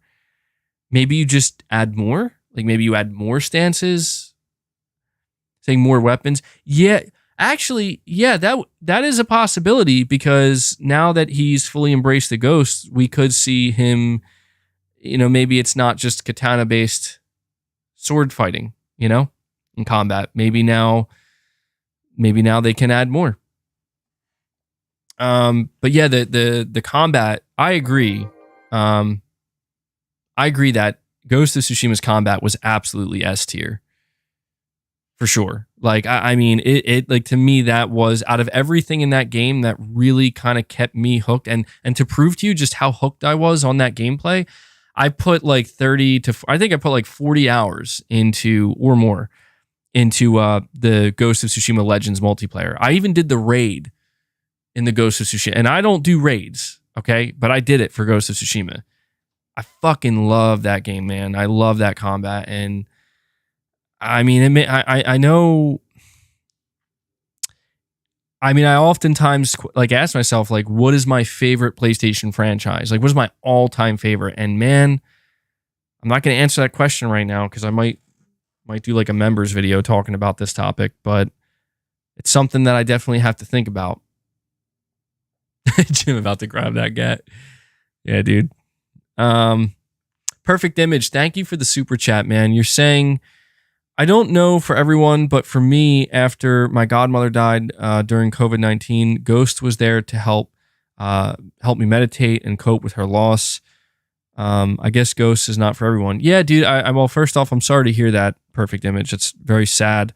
But yeah, dude, I totally, I mean, at that time, luckily I didn't actually, no. Yeah, well, the timeline for me is, it's not exactly the same. Like, my grandmother also passed away that year. She passed away in 2020, but she passed away later that year, like well after I completed Ghost of Tsushima. But I do get what you're saying, man, because like, you know, Ghost of Tsushima, again, the theme, it's very much tied to family, you know, your blood and but your own personal convictions, your own personal beliefs. And I get that maybe the story of Ghost of Tsushima and everything that went along with it wasn't for everybody, but I totally get what you're saying, man. It is, to me, it was one of the more engaging, more spiritual, if you will, like kind of games and stories that I've played in games. So I'm glad to hear that it helped you out, though, man. See, that's why I love. That's the power of games. You know, it's the power of storytelling in games. This is why we always need these single player games, man. Stuff like that. I mean, I've heard so many stories from people where, you know, certain games stick with them, at certain certain moments in their life because it helps get them through things. Like it was there with them during, you know, important pivotal moments or, you know, maybe even bad moments, right? And it helps them. So thank you for sharing that with us, Perfect Image. And we have Floasis H2 Flow. He says, can you read the PlayStation blog for Firewall Ultra? It just came out 2 hours ago. And the way they were talking about the AI in PVE is game-changing. Yeah, so actually, Shelly did mention that earlier. I'm actually going to bring that up. I'm going to read that in a little bit because actually I'm very interested in hearing about this myself. I'm planning on getting this game. I didn't know that, Shelly, I didn't know that this was a new blog. I thought that this was maybe what was talked about in the older blog posts, so that's exciting. But yeah, to basically conclude, my talk with you guys about Ghost of Tsushima 2, because I don't want to drag this topic on for too long, because it's not like we got any news for Ghost of Tsushima 2, but to conclude and give my final thoughts on it for now, excuse me, it is just really nice, as I said, to see that I put out this tweet about Ghost of Tsushima asking if people want a sequel, and to see that is, you know, that it makes me feel good. Like out of all the tweets I put out that could get the most attention and kind of like go out there and be seen by so many people and, you know, engaged by so many people, it's that one, because that is one of my all-time favorite games. And I can't wait, dude. Like I cannot wait. It's just nice to see that I'm not the only one that's this hyped for the future of Ghost of Tsushima. Because, you know, to put in perspective, just to put this in perspective, that Ghost of Tsushima tweet that I put out did better than all of my Spider-Man tweets that I put out. Even during the time when Insomniac is talking about Spider-Man 2 and giving it news. Like, to me, that was kind of impressive. I'm like, holy shit, how does that even work? Like, Ghost of Tsushima is dormant. I don't want to say dormant, but like, that's not at the forefront right now. You know, Ghost of Tsushima probably isn't going to be coming out for another 2 years or more, potentially. It hasn't even been revealed. And just the fact that like that goes further and gets more attention, maybe it was just luck, but it was crazy to me. Kind of eye-opening in a way. So, where's Wolverine? Yeah, I don't know, man. No Wolverine. We're not going to see Wolverine now. You know, it's all eyes are on Spider-Man. And I have Steranko with a $5 super chat saying, completely off topic, but your stream helped me one time when I got super high and have been a member ever since. True story. Well, you know, I mean, you're saying my stream helped you one time when you got super high. We'll leave it there. I'm not going to ask for more details. I guess I'll just say, like, I'm glad I could help you in any way, man. It's so random, but you've been a member ever since. I appreciate that, dude. I appreciate that. Thank you for sharing it. It is a little bit off topic, but it's still relevant. I mean, people tell me all the time how much they do appreciate these streams, and you know, I'm in my opinion, I don't feel like I'm doing anything. You know, like I'm just here chatting with you guys, but I get it. You know, I feel the same way for you guys. You know, you guys help me out all the time. Like even you help me directly with support, right, and fan funding, but I mean just generally, like people just knowing that you guys show up and want to hang out with me and talk. And even at a time like this, like, let's be real right now. PlayStation news is dead in the dirt right now. Like, there's nothing, bro. Except for, this new Firewall blog post, but there's nothing. And that's just the way it is. It's August, we don't know when Sony's going to pick things up and start to talk again. But just the fact that still so many people are willing to come here, not only hang out with me, but listen to me. Just listen to me talk about Ghost of Tsushima. It's very cool, man. So I appreciate you guys too. And we have a subtext with a $5 super chat. He says, Ghost of Tsushima just really was a peaceful and exhilarating experience at times. At peace exploring, you get hyped during battle, awesome duels, a rare combo. I completely agree. I told you guys that when I played Ghost of Tsushima Director's Cut, I wanted to play it differently, because one thing I regretted big time when I played Ghost of Tsushima the first time when it came out in 2020 in July, I didn't rush through it, but I did basically beeline it. I did some of the side stuff, but I was really just kind of, at the time I felt a little bit overwhelmed with the open world. I don't know why. I just think I had a lot going on at that time. But when I got the director's cut, I'm like, I'm going to take my I'm going to savor every moment of this game. And, I just want to walk around on the horse and just slowly explore, take in everything, all the details. And it was, it was a phenomenal way to, in a way, I was kind of really glad that Ghost of Tsushima Director's Cut came out, because, I really, I didn't quite realize how much I wanted to go back to that game. And I did the DLC, the Icky Island DLC as well. Incredible. The Icky Island DLC focuses on Jin's father. And that was a really, really cool expansion and DLC. And I highly recommend it. If you've played Ghost of Tsushima, but you haven't played the DLC, I know it's tough for a lot of people to go back and relearn it, but it's worth it, man. It's worth it. You're saying MBG likes games that hold his hand. I will say, I definitely like knowing where I'm going, for sure. I do like exploration at times too. And I will say Ghost of Tsushima did kind of help open my mind a little bit in that area where you have to unlock the map by exploring it. And, it was one of these things where I think at first I just didn't quite like that, where I'm like, oh. But as I really kind of leaned into it, I'm like, all right, let's do some exploring here. Let's do it. I had a much greater appreciation for it. Yeah, for sure. So I agree, man. The duality, the duality of Ghost of Tsushima is impressive. It really is a peaceful game. It has a lot of beauty. It very much is grounded in a lot of ways, but it's, like you said, it's also very exhilarating and intense. So I love it. Love it. And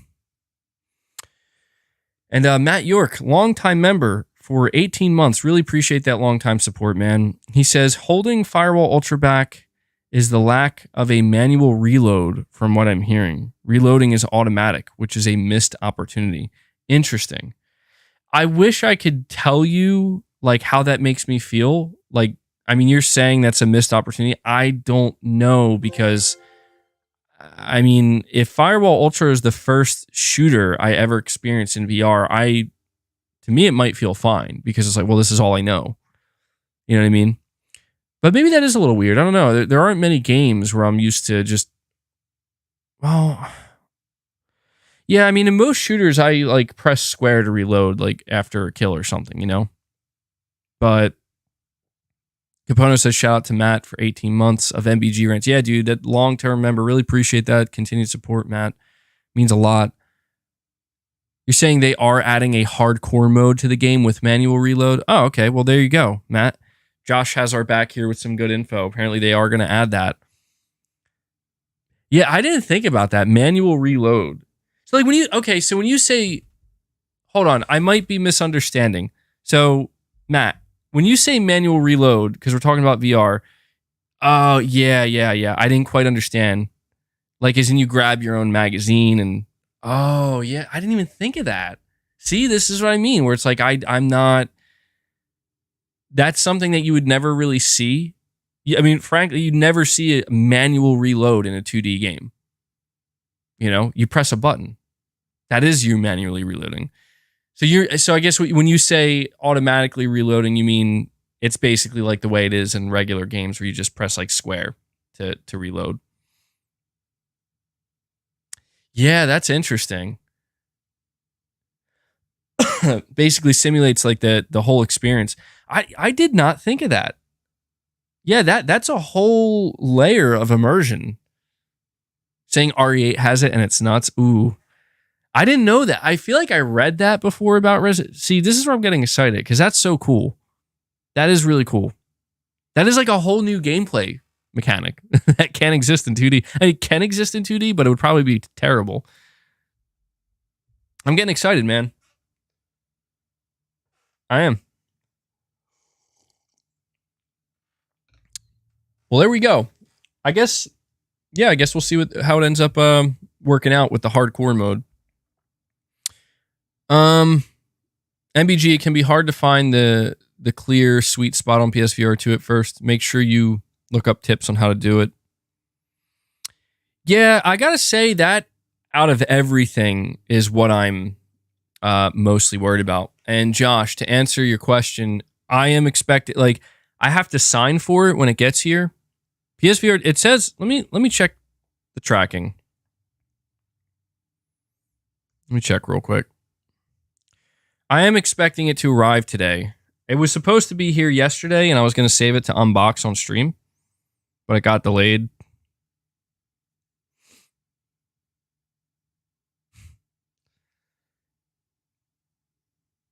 So it says it's arriving between 3 and 6 p.m.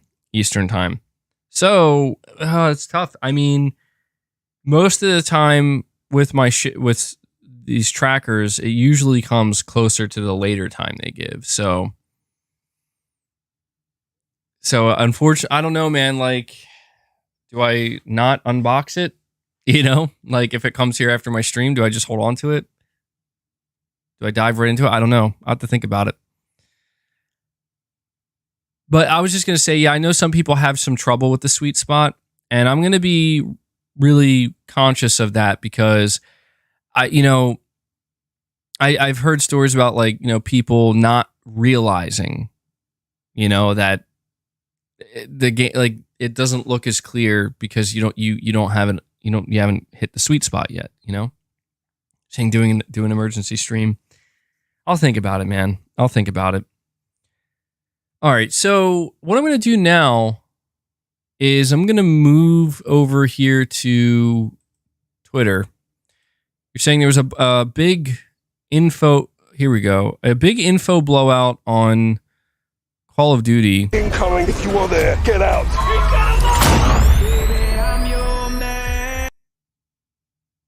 Damn it. Of course there was music. All right, let me see. Zombies in Modern Warfare 3 is basically DMZ combined with Outbreak, but without the possibility of PvP. It's PvE only, played on a new Warzone map. 4-player squads, up to 24 players on the map at one time. 6 different squads. What? Buy stations, wall buys, mystery boxes, and pack-a-punch. 60-minute sessions before forced to exfiltrate. Human threats as well, not just zombies. Difficulty ramps up the closer you get to the center of the map. Difficulty is not based on time or number of kills. Cinematic story is a part of Treyarch's Zombies timeline. Whoa. That sounds kind of fucking crazy, actually. What? I haven't been into Call of Duty in a while, but first off, I feel like I read yesterday that apparently zombies was going to be part of this, but I'm trying to imagine so is this almost like it sounds like they're combining like zombies and Warzone. Sounds chaotic as hell. MW3 multiplayer movement. Cancel everything. Grenade cancel, slide cancel, reload cancel. Fire immediately after sliding. Whatever. Sorry, maybe that matters to some of you guys.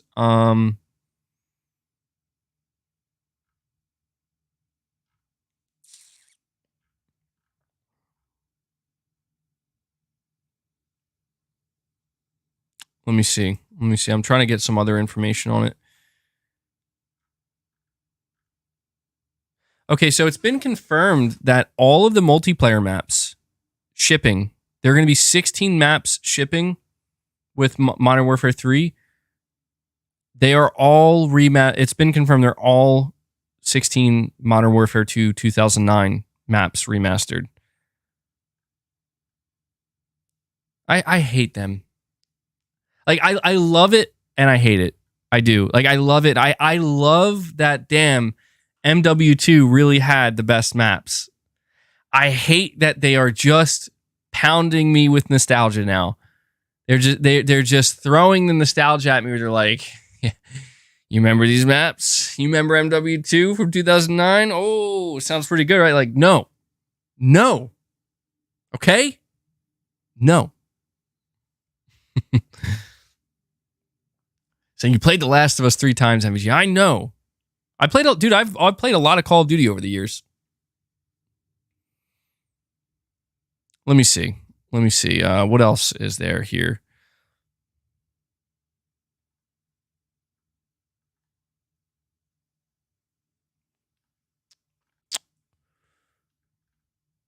Everybody seems to be focused on so I'm looking at an image right now, the zombies mode.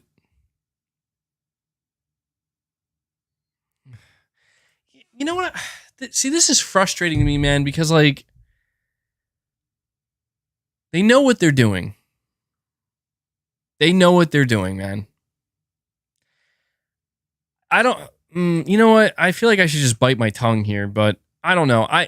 To me, it's still the same thing, man. Like I used to be involved in that Call of Duty hype cycle every year. And I know how the marketing works. It's effective. It does.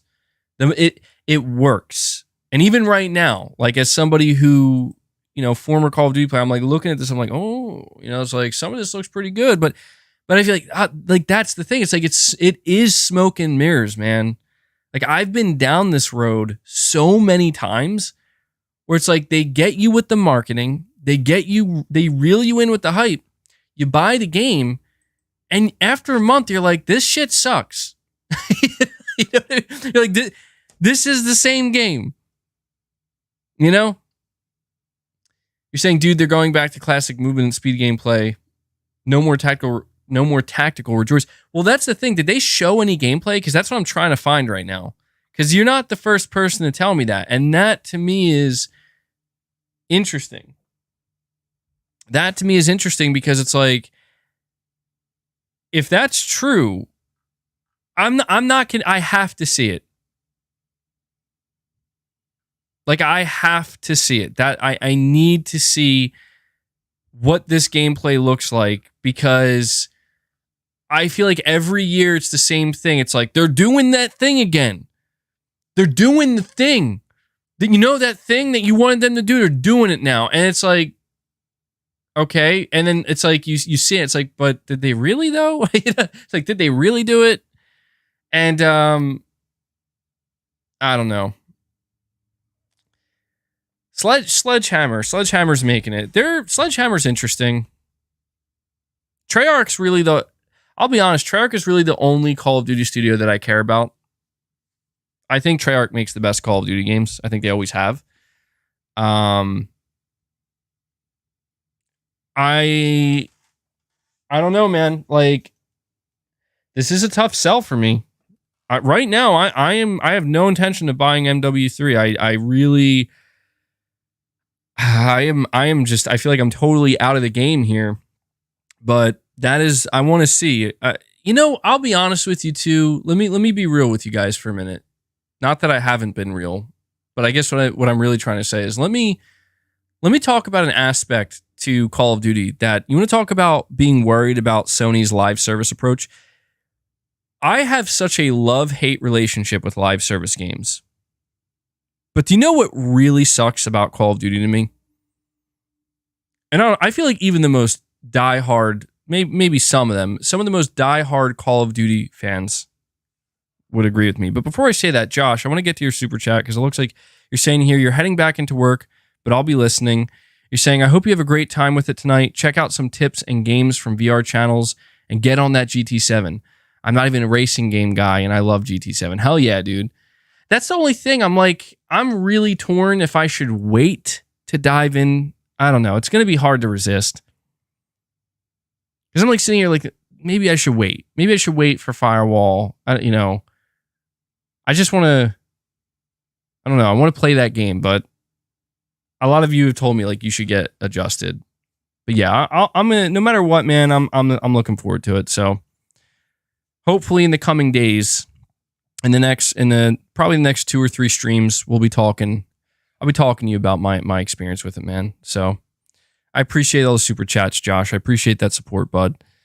And I appreciate the passion you have for PSVR 2. All right, so look. I have a love-hate relationship with live service games, but I think something that has truly killed Call of Duty for me, and I think this is kind of what made me hate Call of Duty at this point. Because I know some people think oh, of course, MBG doesn't want to play Call of Duty anymore because Microsoft's going to own them. No, it has nothing to do with that. I will see how it changes, maybe for the better. Maybe it'll change for the better. It has nothing to do with that. I really started to hate Call of Duty when Activision decided, you know what? We're going to make it a live service. We're going to treat Call of Duty like a live service, but we're still going to release it yearly.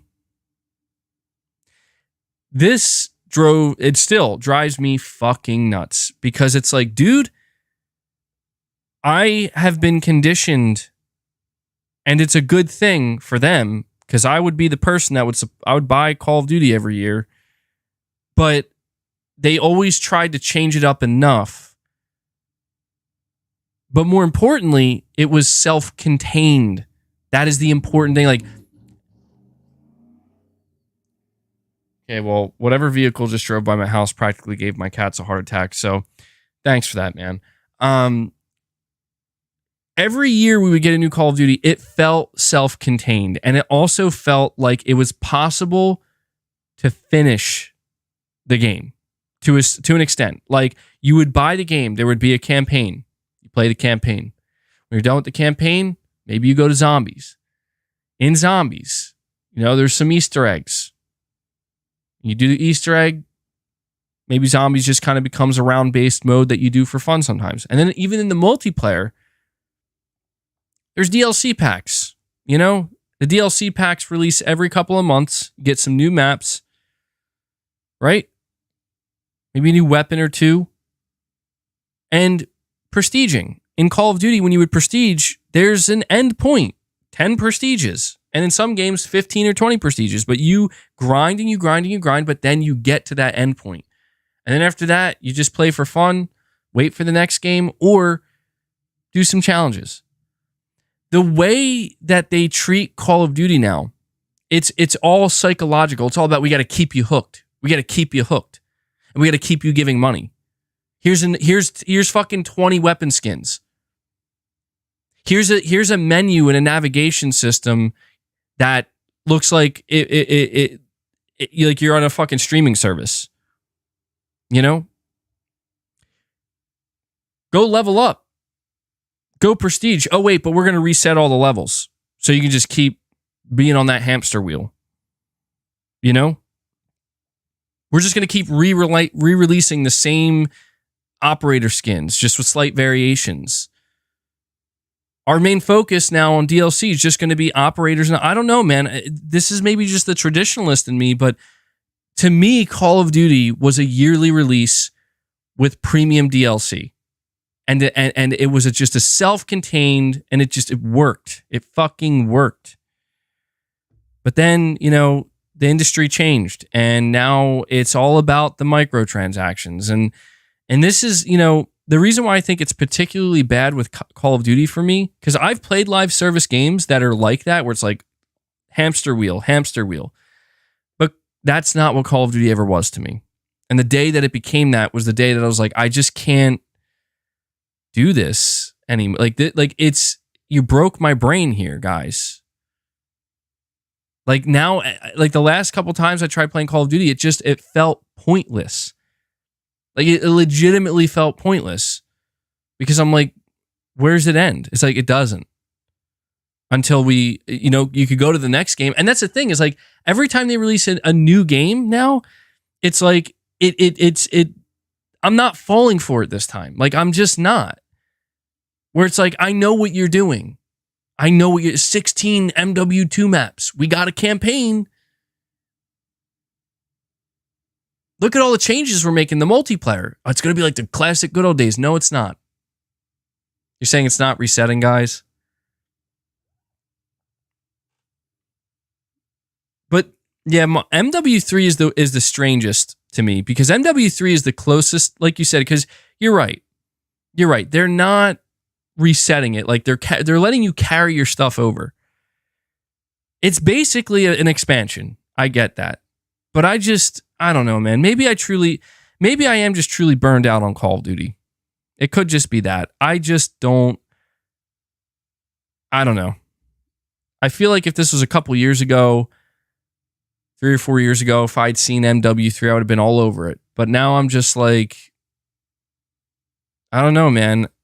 How many times are they just going to re-release the same maps? Like, I know that they never released all the MW2 maps, but it's just every year I'd play Call of Duty, and just like, they're starting to recycle maps more and more and more, And, playing games like Black Ops Cold War, MW1 and 2, it's like, not 2, but MW1, and it's like, oh, so now you guys are beginning to actually just recycle your games and like and I get it, they're like remakes and whatnot, but I don't know, dude. I just can't do it anymore. I don't know why. Saying that is true. The old maps are the best maps. So, and that's what's weird, because a part of me is like, I hate the fact that they're recycling it. But at the same time, it's like, that's probably the best thing for the game. You know what I mean? Like if they said we made 16 original maps, it's like, ooh, I love the originality, but my God, they're probably some of the most horrifically bad maps. And I don't know what happened to map design, bro. This new generation of game developers with map design, I don't know what happened. They don't know what they're doing, But yeah, I don't know. You're saying, what's that Ubisoft game called? Like Call of Duty? Everyone said it was great. Yeah. Oh my God, what's the name of it? X Defiant. Yeah, the thing about X Defiant is that like it feels a lot like Call of Duty. Almost too much like Call of Duty. Where it's like, it's good, and I had a little bit of fun for the time I played the beta, but X Defiant is like, I don't know, man. It's like I just don't get. I don't know, man. This is why I'm so worried about like Sony's Concord game, right? I don't know what Concord's going to end up being from Firewall. I don't know what this Sony first-person shooter is, but it's got to stand out. Like, it has to do something interesting and unique, because if it does not, it's going to die. No one's going to care. I am somebody who has been looking for, like, this is why I'm so excited for Firewall Ultra. Because again, like, I've never played a VR shooter, and I'm tired of regular shooters, I've been tired of regular shooters for a long time now. And I've completely moved on from games like Battlefield and Call of Duty, and X Defiant seems cool. It's free to play, so that's cool. But it's like, I feel like I've played this game like not just once, not twice, not 3 times. Like this I played this game for years, dude. And it's good. It's nice, but you know? And it's funny because I feel like you would see like Call of Duty streamers and just like like people who stream shooters, like I remember it's like a common thing where they always freak out about how like there's no more good games. It's like, no, dude, it's like you're getting tired of it. It's okay. Like it's normal. It's fatigue. It happens. You're getting tired of it, you know? And so the only thing that can really kind of shake people out of that is either they take a long break or something truly different comes along.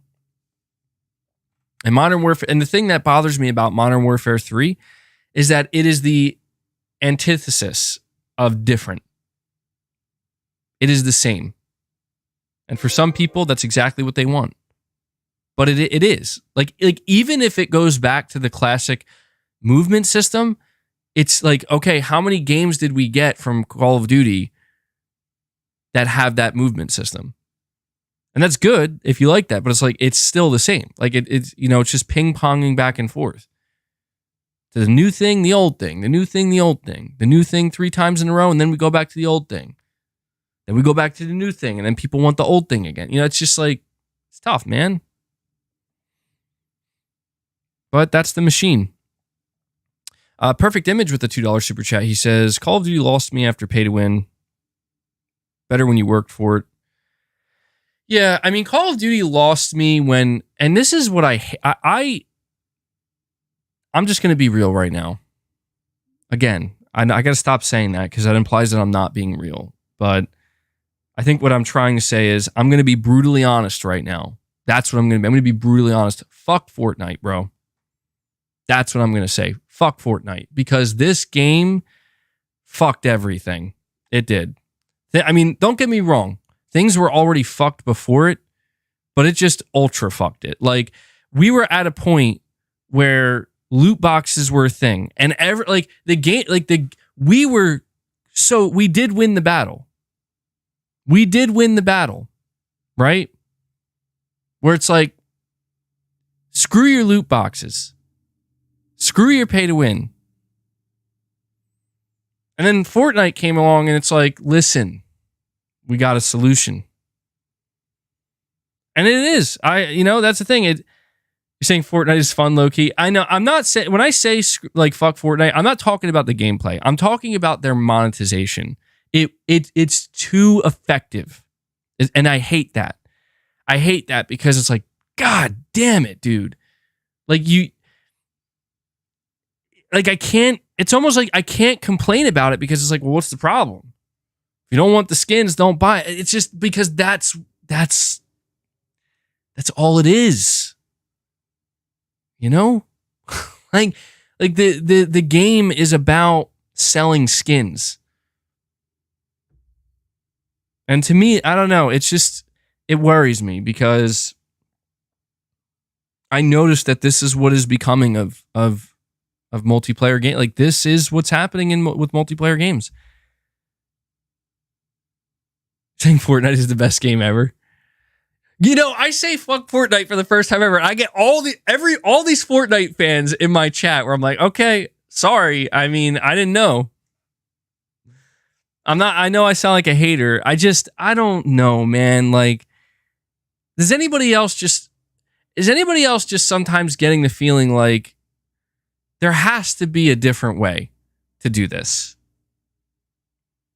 And there is. There is a different way. We know what that way is, don't we? We all know what it is.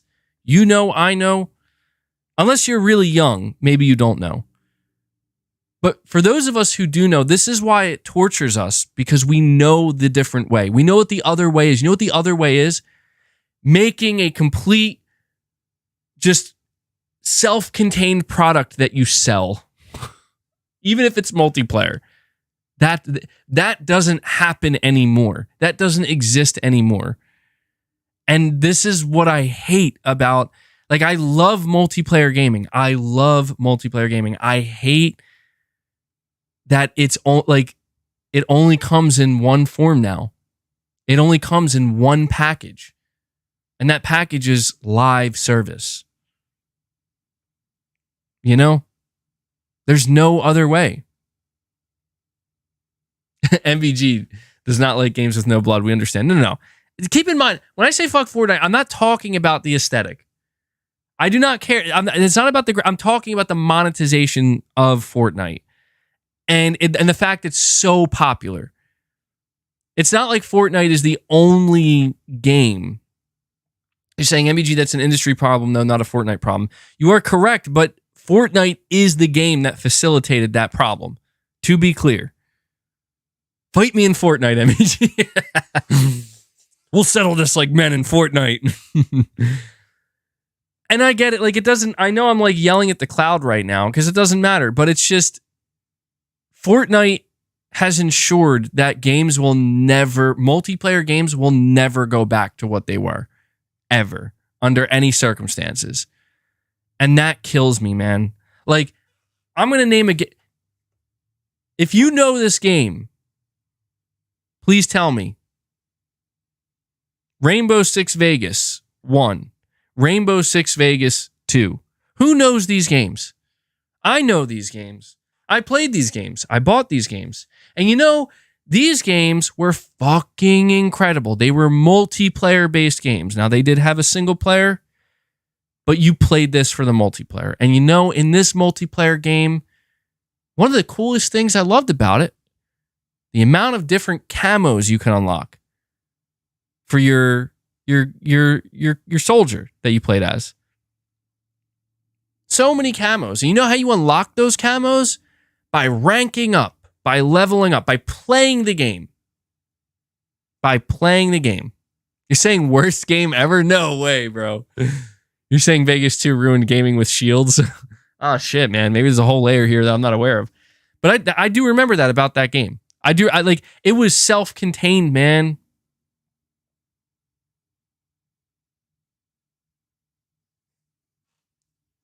You can't trust this chat. It just makes me sad that, like, I don't know. Maybe I'm wrong. Maybe I'm just looking through rose-tinted glasses here. You know, looking back and being nostalgic can do that to you. But I just feel that we don't get this anymore. We just don't. And we never will. I think, like, that's the part that kills me is we just never. I don't know if we never will, but not anytime soon. You know what would be so fucking ballsy of Sony to do? Like, this would be so ballsy. They won't do it. They won't.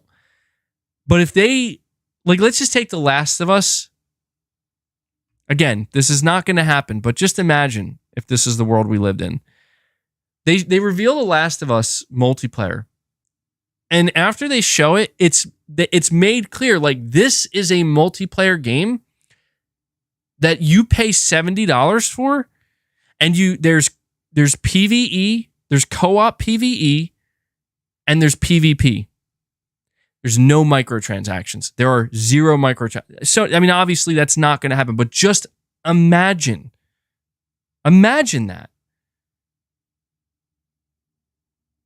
But it'll never happen. Or, you know what? That's too extreme. Let me back up. Imagine what I just said. The Last of Us multiplayer, $70, full-blown game, ton of content, ton of maps, customization you unlock in the game, PvP with co-op, PvP, co-op, PvE, right? And then they're going to support the game for years through DLC, like actual, like DLC you purchase for the game. You know, like every 6 months or something, or 3 months. No microtransactions. So, I mean, some people might say that's a step backwards, but I don't feel like it is, man. I don't know. I would just like to see something like that. I just had to add the DLC in there because, you know, no one's ever going to release a self-contained multiplayer game. No one's going to do it. There's too much money to be made through recurring microtransactions. But I don't know. I feel like Sony, they do such great work with their single-player games. You know, they sell all their premium games at $70. It would be so interesting if they just said, you know what, let's do something that no one else is doing. Because I think people would praise the shit out of Sony for that. I do. I think it could set a new standard, or not a new standard, but like at least show it could pave the way. Like you can still do self-contained standalone multiplayer. You know, it doesn't have to be filled to the brim with microtransactions. The goal of the game doesn't have to be to keep people, you know, engaged necessarily, like for years, to live in this world, but to just sell them a game, like even if they just spend a couple months in it. But I don't know, it's tough. It's a tough balance because you like, if you're talking about PvP multiplayer, you do have to keep people engaged, so that way there's always a pool of people to play with. But I don't know. Maybe I'm just getting old.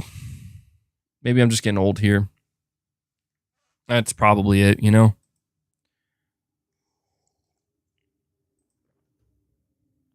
Let me go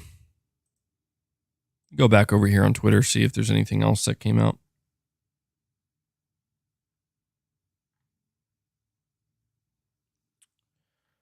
I'm going to read this Firewall Ultra thing soon.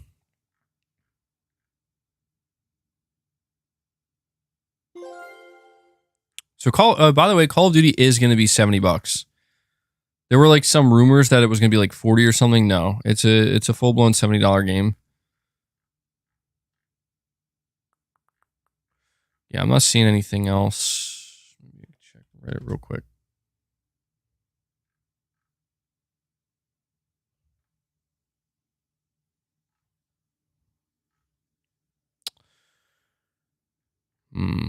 Okay. The meme guy, member for 3 months. Appreciate that. You're saying, hey, MBG, did you hear about Microsoft shutting down the 360 servers? I did, yeah. And you know what it reminded me of? It reminded me of when Sony announced, I think it was like 2 years ago, that they were going to shut down the PS3 marketplace, and everybody lost their minds. Are people losing their minds right now? I don't know. I haven't been paying attention. Is anybody angry that they're closing the 360 store down? Saying Rainbow Six Vegas 2 was one of the best co-op shooters ever made. Absolutely. Absolutely. Can't believe we never got a third one, man. I mean, we got Rainbow Six Siege, but Rainbow Six Siege is so different than Vegas. Saying always double standards. Yeah, that's true. It is worth noting. Yeah, that's true. They did say that all their backwards compatibility stuff will yeah, that is a big difference between Microsoft and Sony in this case. But I mean, to me, I don't have a problem with it. Like, it's like, yeah, dude, they're closing it. I think I read it. They're closing it July of next year. And I'm like, that's fine, dude. Like, it's time. I think it's time to move on, you know? And I didn't have a problem when Sony wanted to shut down the PS3 store either. Like, I was just like, I get it. Like, we're moving on now. But I also understand why some people were annoyed. So I think there's always going to be some people annoyed by that, you know? It's a long time, man. I think it's okay to move forward now for both of them. Tom from Toonami says, the Call of Duty trailer needed more cowbell. Did they play, what was that? Is it Don't Fear the Reaper? Is that the song?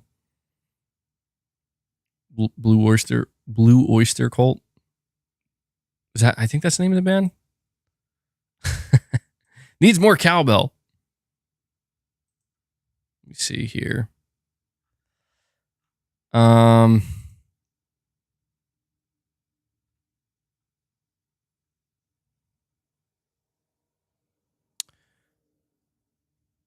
So I came across Synth Potato, nice name, on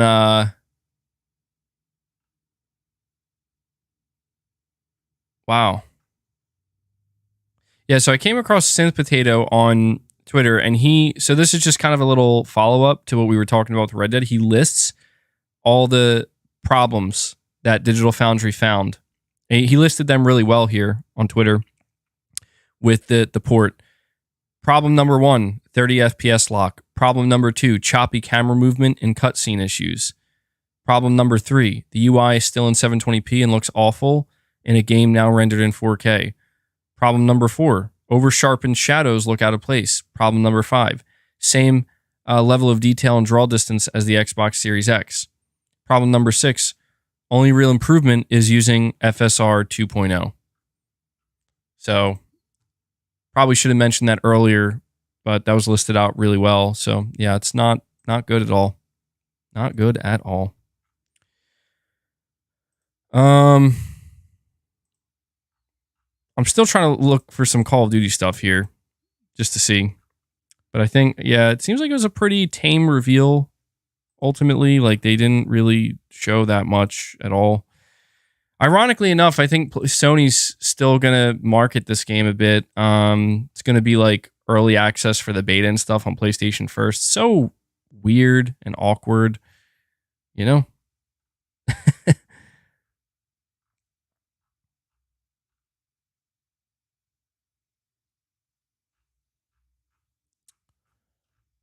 All right, so what we're going to do now,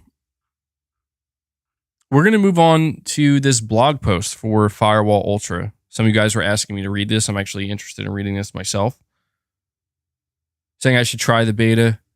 I mean, if it's free, yeah, maybe I'll hop in. It's free, you know.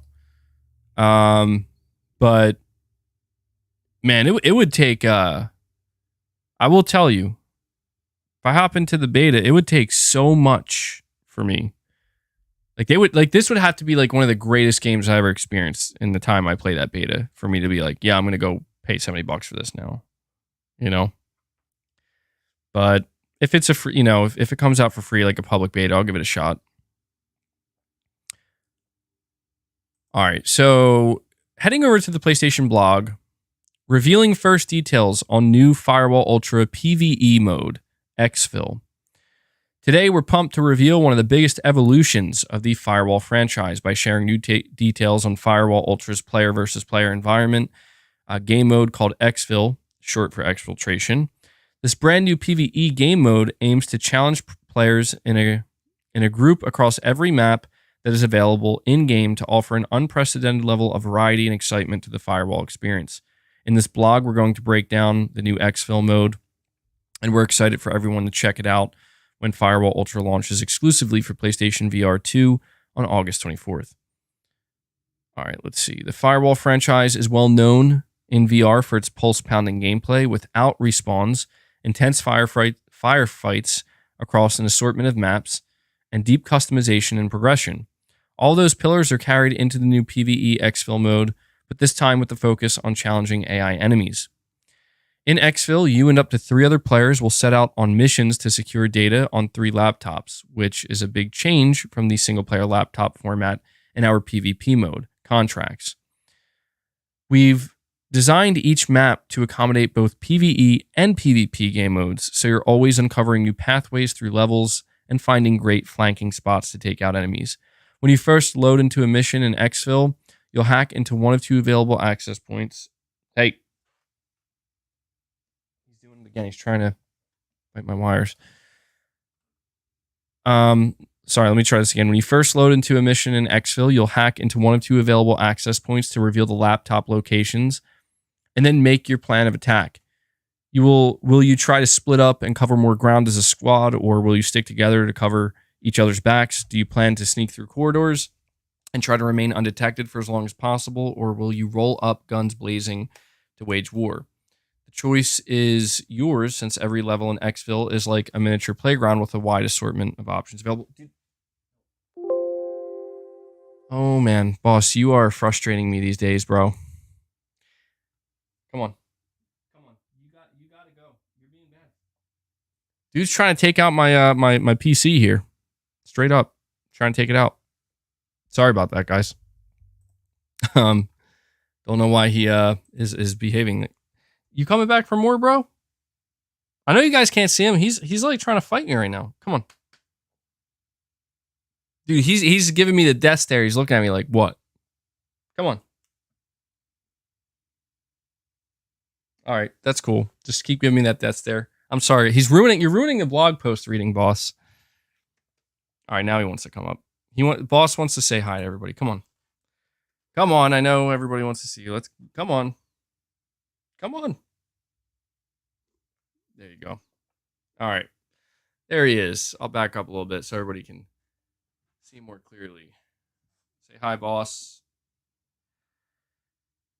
Boss, I'm going to apologize in advance if I scare the living shit out of you when I'm playing VR, okay? I'm sorry. I'll try my best not to torment you accidentally. Anyway, I got to finish reading this blog post. People want to know more about Firewall, man. Let me see. Where are we at here? Okay, so it says, once the laptops are revealed, they will appear at spawn points from a dynamic set of locations, so when you replay levels, it's not repetitive. You'll need to be careful in this mode, though, because the AI patrols are deadly. At the start of a mission, the enemy units won't know your location, so they'll simply be preoccupied patrolling around the map. Ooh, I love that. I love the idea of it being like stealth-based, like you can sneak around and shit. I love that. Once you initiate a hack and start firefights, that's when things get more intense. Reinforcements equipped with various weapons will dynamically converge on your position from around the map in unique ways to keep you on your toes. AI enemies also have an assortment of gadgets at their disposal, similar to players, with the ability to throw out grenades, lay traps, breach rooms by kicking doors down, and even deploy C4 charges. These aren't your run-of-the-mill AI bots that just run into the line of fire blindly. They take cover, flank you, and react to your moves intelligently. If you manage to hack all 3 laptops and secure the intel, this is when things escalate. You and your squad must make it to the exfil zone and hunker down to survive until the evacuation completes. This is the hardest part of the match, as enemies converge on your location and give you everything they've got. For players that manage to make it out alive, they'll be rewarded with in-game currency, known as crypto, and hopefully they'll have completed a few Black Road dealer assignments as well. More on that later. Firewall Ultra is designed as the kind of game you can keep coming back to again and again over time on your PSVR 2 and consistently find something fresh and new to do and see. As a live service title, so it is a live service title. Interesting. I mean, I was going to say, this sounds like a live service. Live service, why? That means constant updates with new content such as maps, weapons, and contractors, as well as redesigns for locations like the shooting range and safe house lobby environment. We want this to feel like a living, breathing world that evolves over time. Just like the world of Firewall Ultra is 5 years into the future of the previous Firewall title, which is known as Firewall 0 Hour. As time goes on, Firewall Ultra itself will also see changes. The wait is almost over. Firewall Ultra launches exclusively for PSVR 2 on August 24th at $40 US dollars for the standard edition and $60 US dollars for the digital deluxe. Pre-orders are live, and there's also 4v4 PvP matches. So this sounds awesome, dude. Like, I gotta say, this sounds actually really, really incredible. And Jay Pierce, let's get some W's in the chat for Jay Pierce. Jay Pierce is keeping the membership train going today. He gifts another membership. Thank you so much for that, Jay. That actually brings us up to 23 members on the day, which is awesome to see. So, Jay, I'm going to give you a Jin Sakai. Everything for my people. Talked so much about Ghost today, and I'll give you a Crazy Arnold as well, man. I appreciate you keeping that membership train going. Again, you guys always show incredible support.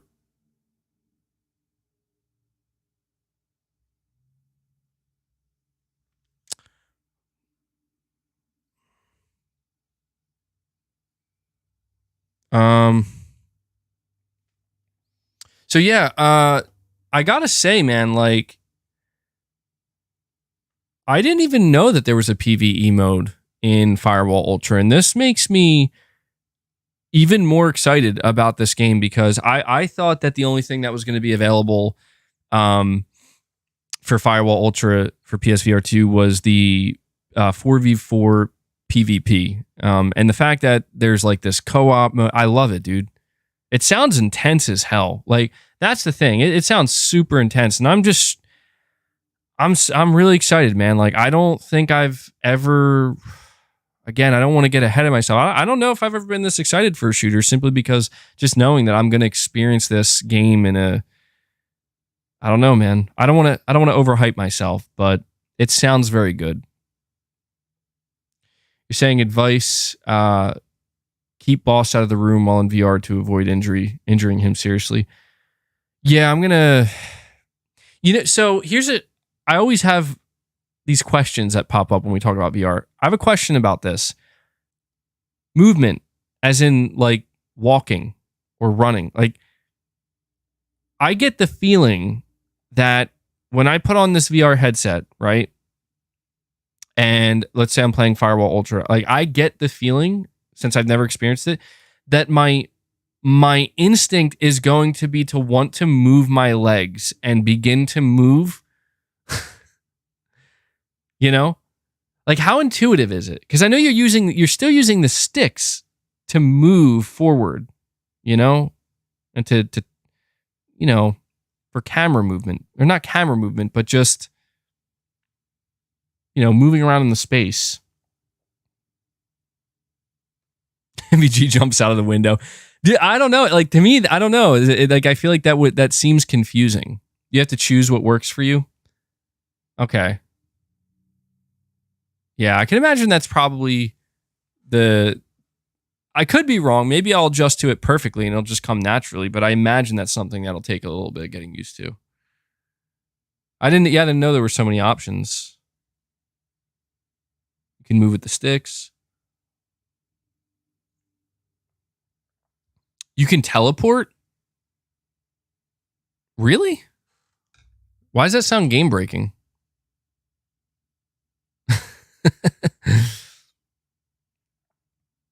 Just remember to play it on the first floor of your house. You're saying some games allow for it, not all. Okay. Yeah, I don't know, man. I'm still said 3 o'clock. It's 2:50 now. Just get used to keeping your feet planted so you don't run into anything. Yeah, that's how I'm gonna kind of visualize it. When I first go to play, I'm just gonna remind myself, like, legs don't move. Like maybe twisting, twisting. That's it. Pivoting, but no, like very minimal leg movement.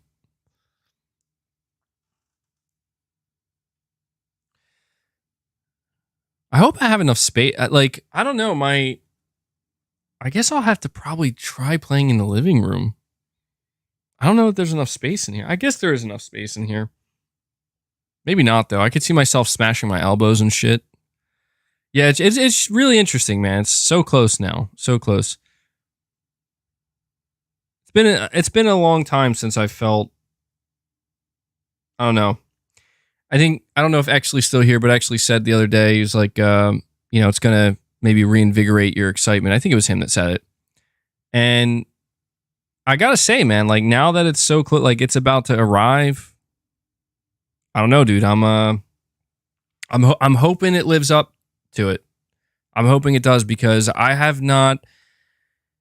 I'm always excited for new games and stuff, but I've been gaming for so many years. I've been gaming for so long. I'm sure many of you share this sentiment where it's like, it's not that we're not excited. It's just, we know how this goes. And for me, VR2 it's an opportunity. It's a potential opportunity for, to experience something that may actually really change not how I view gaming, but maybe it could, but just something that the excitement I'm experiencing right now for this is very different than anything I've experienced for like any other game. Like I've had a lot of games, again, that I've been very excited for. I am even now still very excited for, but you're saying just to keep expectations in check, the games won't look as good as your PS5 flat screen counterpart. Yeah, I'm ready for that. And, like I was looking at the Firewall Ultra footage. I'm like, you can tell. I'm like, it looks good, but it's obvious. Like, this is not MW2, because I know like Call of Duty, they usually have the most cutting edge graphics for like first person shooters. Like, it's not that, they'll be a bit blurrier. Yeah, for me, I'm okay with that. For me, it's about the experience and the feeling. Like I think this sounds hyperbolic. It, like, in my mind, it sounds hyperbolic, but it is genuinely my expectation. And I hope I'm not, this is where I hope I'm not setting myself up for disappointment. Like, after reading that blog post and talking to you guys so much about VR and how it's just a whole different level of immersion, to me, it sounds like it's potentially going to be genuinely exhilarating. Like, that's the word that, comes to mind, where it's like, I don't know, man. Because I don't know. I'm very curious to see if it really, I want to know how eager I am to get back into it when I finish experiencing it for the first time. Assuming like I don't get sick or anything, I want to know how eager I am to be like, oh my God, like I want to fucking keep playing this thing. Like that, I want to go back in. Get me back in. It's like after today's stream, you guys don't hear from me for like a fucking week. And I just like come back and I'm like, hey guys, I just wanted to give you an update.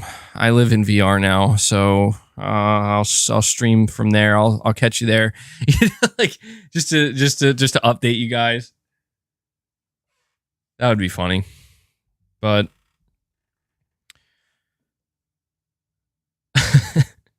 you want to see MBG play FNAF Help Wanted in VR? Is that out? Yeah, I'm not a fan of Five Nights at Freddy's. I just, never got into it. Saying go all in, bro. No half measures. Imagine living in Minecraft VR. Oh my God. That would fuck your brain up so bad. That would fuck your brain up. MBG starts VR crawling on the floor like Solid Snake. Dude, we need a Metal Gear Solid VR experience, man. Saying it will be at first, but the problem goes away after a week. Yeah, another problem I have though too. I got to be careful because look, man, I'm looking to buy a VR game or two. I got to be careful because I was VR games, man. They're not necessarily, they are cheaper, a lot of them, but they're still, they can add up. And I got to be careful. Like I am going to be limited in how many games I can buy and play. And so I think this is the last conversation I'll have today about VR2, because I feel like we've spent like weeks building it up, talking about it. But I want to ask one more question for you guys. And this, I think, follows up a super chat that I got earlier. And that is like, I need to know, like, what are the apps? I need you to list the games for me. And maybe some of you guys can do this in the comment section for me after the stream's done. In order from priority, like which games that you have to play this. Like this is a VR game. Like with PSVR 2, you have to play this game first. And then like the top 3 games, I guess, is basically what I'm asking. What are the top 3 PSVR 2 games that I should absolutely prioritize? I think I have a pretty good idea of which games. I know GT7, is up there. A lot of people say, a lot of people are saying Resident Evil 8. A lot of people. I've heard Synapse is really good. MBG, real life did nothing for you, bro. Join VR and don't look back. Walking Dead. Yeah, I heard The Walking Dead is really good. The collection. It's tough, man, because I see so many different, I wish I could just have access to all of them, but it's too much money. I can't buy all of them. Pavlov, Beat Saber. So interesting. A game like Beat Saber doesn't appeal to me. And I feel like a game like I've heard it's amazing. A game like Beat Saber might be something where it's like I would have to experience that and understand I get it, Because I don't watching it, I don't get it. Heard good things about SNS. FNAF Help Wanted. Don't pass on Saints and Sinners. See, this is what's tough. You guys are naming all these different games, man. You're saying GT7 and RE8 are the only must play, and you own them both. Oh, well, actually, yeah, dude. That's true. If those are like the highest priority, I'm already doing really good because I do own both of those already. I don't know. What do you guys think? So I need some real advice here with this because I'm thinking about it. I know you guys are saying RE8 Village or RE8. I have GT7. I have not played GT7 yet. Like I haven't even installed it yet. Like I have the game and I bought it for this. Would I be a crazy person if I said my first time playing GT7 is going to be in VR? Like I'm not even going to try it on my, I'm not going to play it on my screen. I'm booting it up for the first time in VR. Would I be a crazy person? Or do you think that would be like special? Because I almost feel like that would be kind of special, right?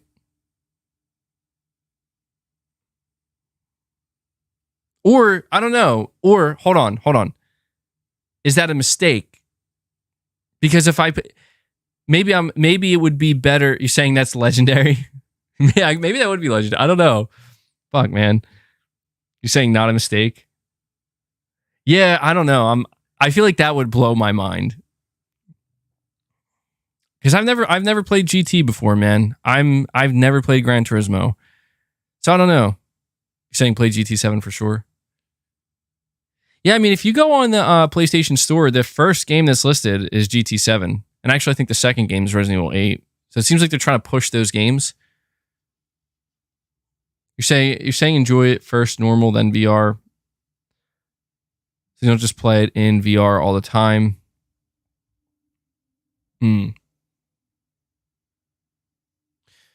There was this other game I saw, and I haven't seen anybody mention this, so maybe it's not a good game.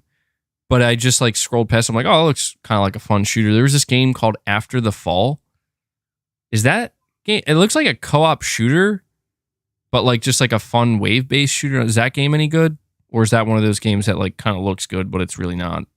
It's not that good. You saying it's fun? Saying plays you want to play. Don't listen to people. I know. I'm just trying to get some different advice and opinions. You're saying it's bad? Good PvE game? Boring? Yeah, maybe I mean, knowing that Firewall Ultra has a PvE co-op, I probably should just avoid something like that for now, you know? You're saying it got overshadowed by PvE in Pavlov? You're saying GT surprises you because all the menus and stuff are in 2D, but when you race, it switches to VR. It's a sudden shock. See, dude, I kind of want to do that to myself. I'm not gonna like. I imagine myself booting up GT7 for the first time. Like the hell, like this doesn't look any different than my TV. And then boom, like now you're in the fucking car, drive. It's like, wait, what?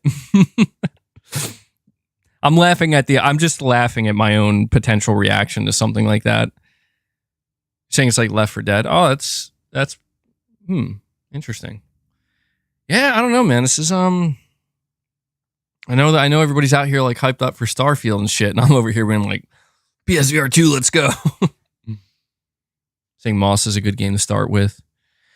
So yeah, you're not the first person to recommend that to me. Is this Moss game available for PSVR 2? Because I didn't see it in the store unless I overlooked it.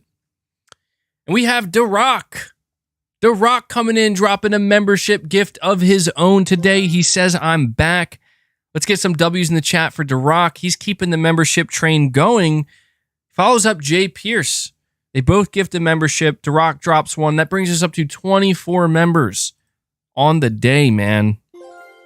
Thank you guys so much. Again, even on slow days like this, I very much appreciate you guys showing up, showing that support.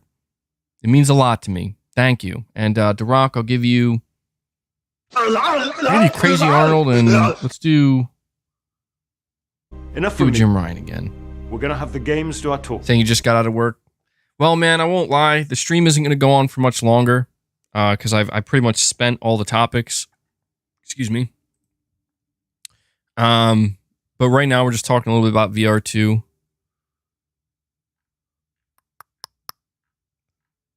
Let me see.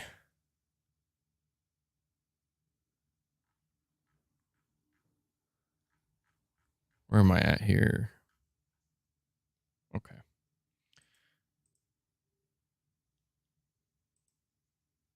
And let me get that out of here. MBG is going to experience triple anus in VR. Yep. Yes, I am.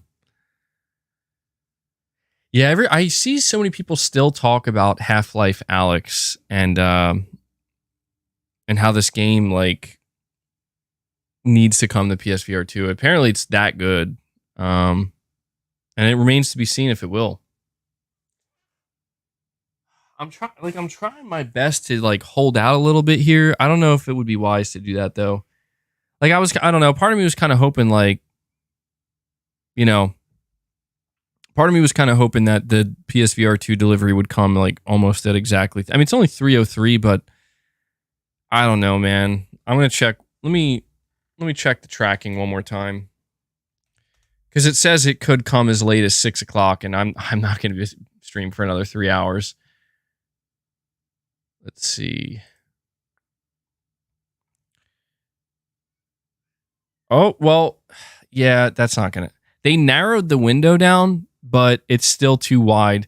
So now it's saying it'll arrive between 3:45 and 5:45.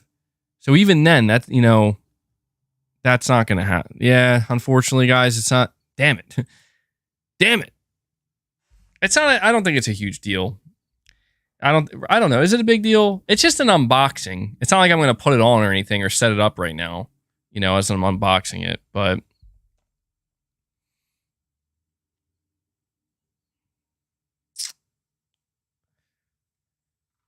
saying that my delivery guy opened the box and was playing VR somewhere. Yeah, it's like, dude, I open up the delivery. It's like, it's all fucked up. Well, guys, I think that's going to do. I think this might do it for this stream. Is my chat broken? It's weird. I think my chat froze.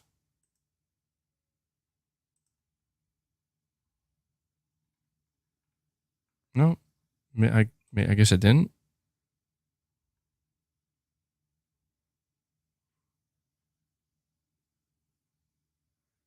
That was weird. I was getting worried for a second. Like, did my stream break again?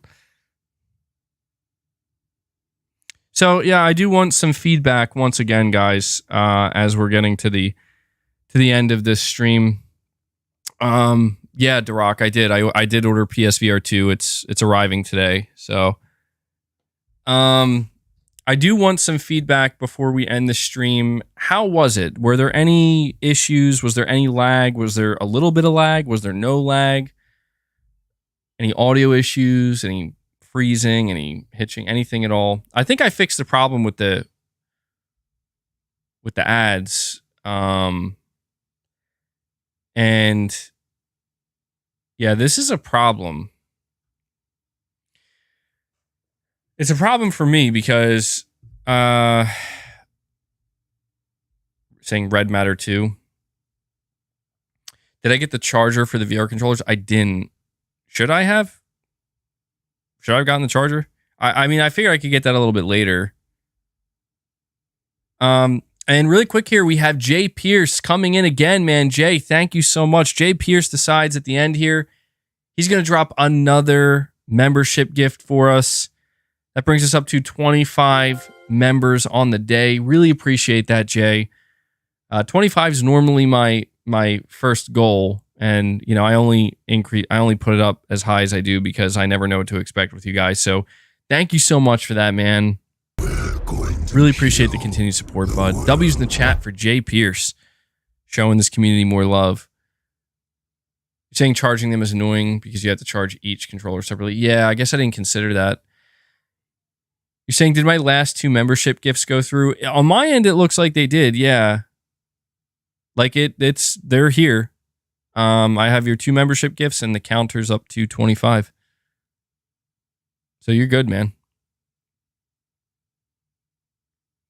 Charge the controllers before setup. Yeah. I guess I didn't think about that. I would have to charge them separately. Yeah, I'll probably end up buying the the charging stand for it. Because that does sound pretty annoying. But yeah, I gotta figure out what I'm gonna do about the ad situation. Am I gonna play Armored Core 6 next week? Probably not, man. Like at this point, I'm about to platinum Spider-Man Remastered, and I'm like, I'm locked in on PSVR 2. So those are the two things I'm going to be playing for now. But so unfortunately, the only way I was able to stop ads from playing throughout the stream was by completely turning off monetization. And this sucks. I'll have to look deeper in this. I'm pretty sure there's no other way to do this because I have all the monetization settings in front of me. And this is going to be problematic. Because when I put ads on and I put that, like, I put it at the lowest one where it's like, do them, I think they say conservative, it'll still play ads. Dude, it's like detrimental. It's like detrimental because it, people leave, you know? But I don't like this all or nothing. Like, I wish I could just do it the way it was, where the only ad that would play is the one that plays when people click on it. I don't know. I don't know. Unfortunately, I may have no choice. Fuck, man. That's annoying. I may have no choice but to just keep put it on conservative because I can't not have my streams monetized, you know? Yeah, this is why I'm saying, like, it doesn't make, like, it's all or nothing. What was wrong with the way it was previously? Maybe I'm missing something, man. I don't know. You're saying whatever you did, it is the way it was. It just plays in the beginning right now. Does it play in the beginning? Can you guys confirm that for me? Because on my end, it says... Oh, fuck, dude. You're right. Oh, my God. I'm an idiot. Maybe I'm not an idiot, but I... Oh, wow. Okay. All right, good. You know what? There we go. All's well that ends well. So I did not notice this whole time on my stream deck here, right? How did I not notice this? Dude, I have streamed hundreds of times staring at this screen, and you would think I would notice any change. This entire stream, there are two separate... So, like, the way it's listed is when you're looking at the stream screen, it shows you, like, the privacy of your stream. Like, is it public? Is it unlisted? Is it members only? It has monetization. It has the time it's scheduled for. It has the amount of viewers. It has a member counter, all the whole thing. Everything has likes. And I just now noticed that they added another one, right? But they put it right in the center. So I just completely missed it this whole time. Next to monetization, there's ads automator.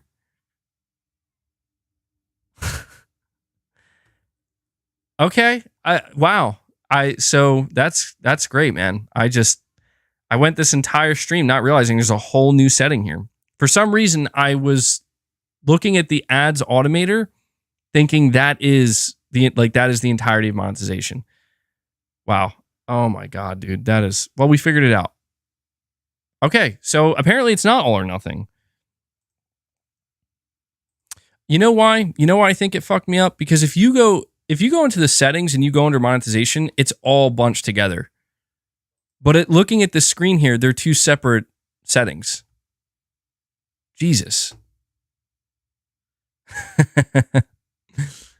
Streaming debuff -10. Yeah, straight up. All right, well, I'm glad I was able to figure that out because I would have been stressing out about that, even though it's just right in front of my face this whole time. So I guess, yeah, YouTube added this new ad automator for their... That's pretty... I mean, it's kind of cool, I guess. It makes sense. You know what it tells me? It tells me that streamers are not using mid-roll ads. during their streams. Because why else would YouTube incorporate something like this? Where it's like, let us do it for you. It's like, well, I mean, come on, man. Like, people, no wonder why. Like, I don't know. Isn't this what Twitch does? Doesn't Twitch have ads in the middle of their stream? Or is it not like that over there? I've never streamed on Twitch. I don't know. I didn't have my glasses on for the perception/intelligence buff. I know, right? God, I'm like waffling on here. I'm like hoping, like, come on. Maybe it'll arrive early. It's not going to. Watch it get delayed again. Well, man, I hope specifically PlayStation news picks up soon, man. Because, goddamn, they are, I know, I'm not trying to complain, but I think we're all in agreement that, man, Sony is not really doing anything this month. And I guess it makes sense. It's August. They don't usually do too much in August, but we need something, man. You know what I'm curious about? This, listen, this will be the last little topic, little auxiliary topic here. Little bonus for you before I go. It's obvious that Starfield is about to take over, right? Like, I'm already seeing, that people celebrating the game went gold. I think review codes are out. I'm seeing people all over Twitter posting, they're doing the thing. Like, I'm playing Starfield. Review coming. I think they said August 31st, the day before. So Starfield reviews will be out August 31st, the day before early access. And I don't really, I mean, I'm kind of curious. I won't lie. It's going to be hard not to pay attention to how this game reviews, right? Like, I'm not interested in it, but all eyes are going to be on those review scores. And I'm expecting them to be high. I want that to be on the record right now. I'm fully anticipating Starfield is going to review incredibly well. And it's going to sit at a high Metacritic score. And I think it's going to sell well too. But what I'm trying to say is that Starfield's about to take over leading up to launch and probably, presumably for a little while after launch. I want to know what Sony's plan is during Starfield's time, because they're going to do one of two things. Sony's going to do one of two things. They're either going to just lay low and be like, let Starfield have its time in the sun, and we're just not part of, we're not doing anything. We're sleeping. I sleep. Sony sleeps. Or they're going to be starting to do stuff real soon, like real soon, to kind of make sure it's not all eyes on Starfield. And yeah, that's true. They could do some free marketing for Baldur's Gate 3. They could do that. Yeah, I honestly forgot about that already. Baldur's Gate 3 is coming the same day. But I guess what I really am trying to say, I wonder when Sony is going to really start aggressively marketing Spider-Man. Because I don't know. I could see Sony just taking the approach of, we're just going to sit back, and then maybe like the second week of September. Okay, now we go. Now we go. But I don't know. This is where it's tough to know. Like, sometimes Sony does have that kind of cutthroat mentality where it's like, you know what? Let's make sure not all the attention's on Starfield. Let's make it more difficult for them. Let's get some attention of our own over here. It's hard to say. But saying you're praying for a state of play. I saw this rumor. I don't know. I forget where it came from. People have been floating around September 14th. That there's something happening September 14th. And I'm like, well, okay. I mean, yeah, that's about a month before Spider-Man, so it's possible. It's a full week after Starfield and Baldur's Gate 3, so maybe. I don't know. We'll see. We will see, but I just hate weeks like this. I won't lie to you guys. I hate these really slow, abysmal, dry, just fucking, they just feel like they drag. Now, granted, I know it's not like this for everybody. It's just, that's what I do here. I pay attention to specifically Sony news week in and week out. And man, they're just like these past 2 weeks, especially this week. Oh my God, dude. you would have thought PlayStation just like didn't exist. So I hit the gym today. No. I don't know. Today, I think I'm going to work out today, though. I'm going to get a home workout in. I haven't really been going to the gym in a long time. I've been working out at home now. I might do a small workout. Saying you think they'll cover Spider-Man 2 and Game Informer for the month of September? Yeah, actually, that's a good, you're probably right. Probably right. You know what? You know what's really kind of starting to get to me? Where the fuck is Helldivers 2, man? Like, this game is supposed to come out this year, and like we just haven't been hearing anything. There's no release date yet. I'm like, where is this game?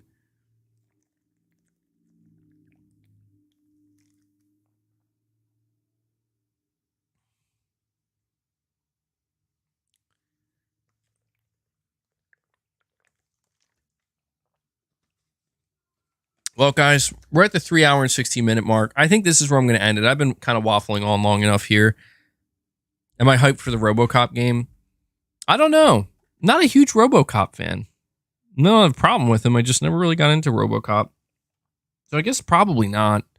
It's interesting, though. You know, I saw a little bit of gameplay of it. It doesn't look that bad. All right. Well, that's going to do it for the stream today, guys. Sorry for waffling on a little bit too long there, but it's always weird at the end of my streams. I always feel like there's something else I meant to say or was supposed to say or something I forgot. Saying it might be a bit tad young for the RoboCop era. Yeah, it's like one of those things where I kind of caught some of it growing up, but not much. I remember there was like a RoboCop cartoon when I was young. I think I watched that for like a couple months or something. God, that's weird. That memory came out of nowhere. Fuck. Am I crazy? There was a RoboCop cartoon, right? I feel like I might be going a little nuts right now. Ugh.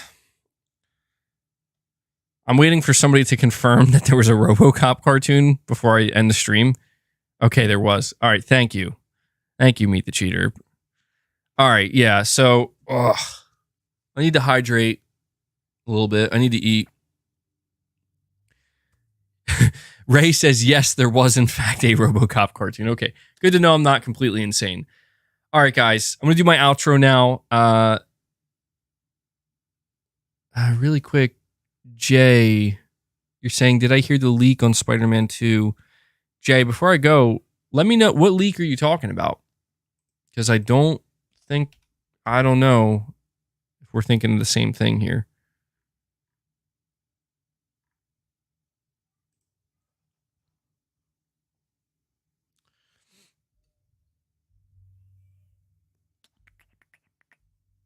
Also, cops saying go back and watch RoboCop in 4K.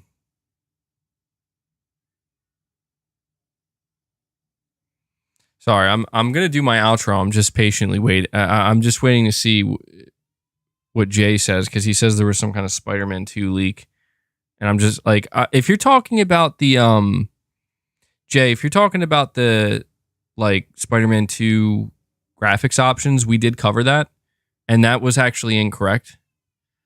Okay, all right. I just wanted to make sure that's what you were talking about. Yeah, Jay, we did talk about that, and you don't have to worry. It's that wasn't actually a leak. It was misreporting and a misunderstanding. So the graphics options for Spider-Man 2 are actually not yet revealed. We don't know what they are. So keep that in mind, man. But yeah, with my outro here, before I go, as always, just guys, on your way out, please hit that like button. It does help with the algorithm with YouTube. And I just want to extend a big thank you once again to you guys. Everybody just showing up, showing your support. I really appreciate you guys doing this. I really appreciate you guys, even at times like this when it's very unexciting and there's really not a whole lot going on. You still show me some really strong support. It means everything. It allows me to keep things flowing here on the channel, allows me to do what I do. And yeah, so I really appreciate that. And you're saying not the slow motion. Yeah, I think that was real, the accessibility settings. So yeah, that'll be interesting. That'll help some people out. All right, guys. I know you're not giving up, man. I see you. I know you're not giving up. You keep doing your thing. Yeah, so we finished with 26 members today, which is awesome. Again, thank you guys for that. And for everybody who super chatted today, thank you for your continued support. Thank you for keeping the conversation going in all these different directions. Always do appreciate it. And that does it. My hope, I'll try my best. I won't lie. It's been very difficult to create content like every day when things are this slow.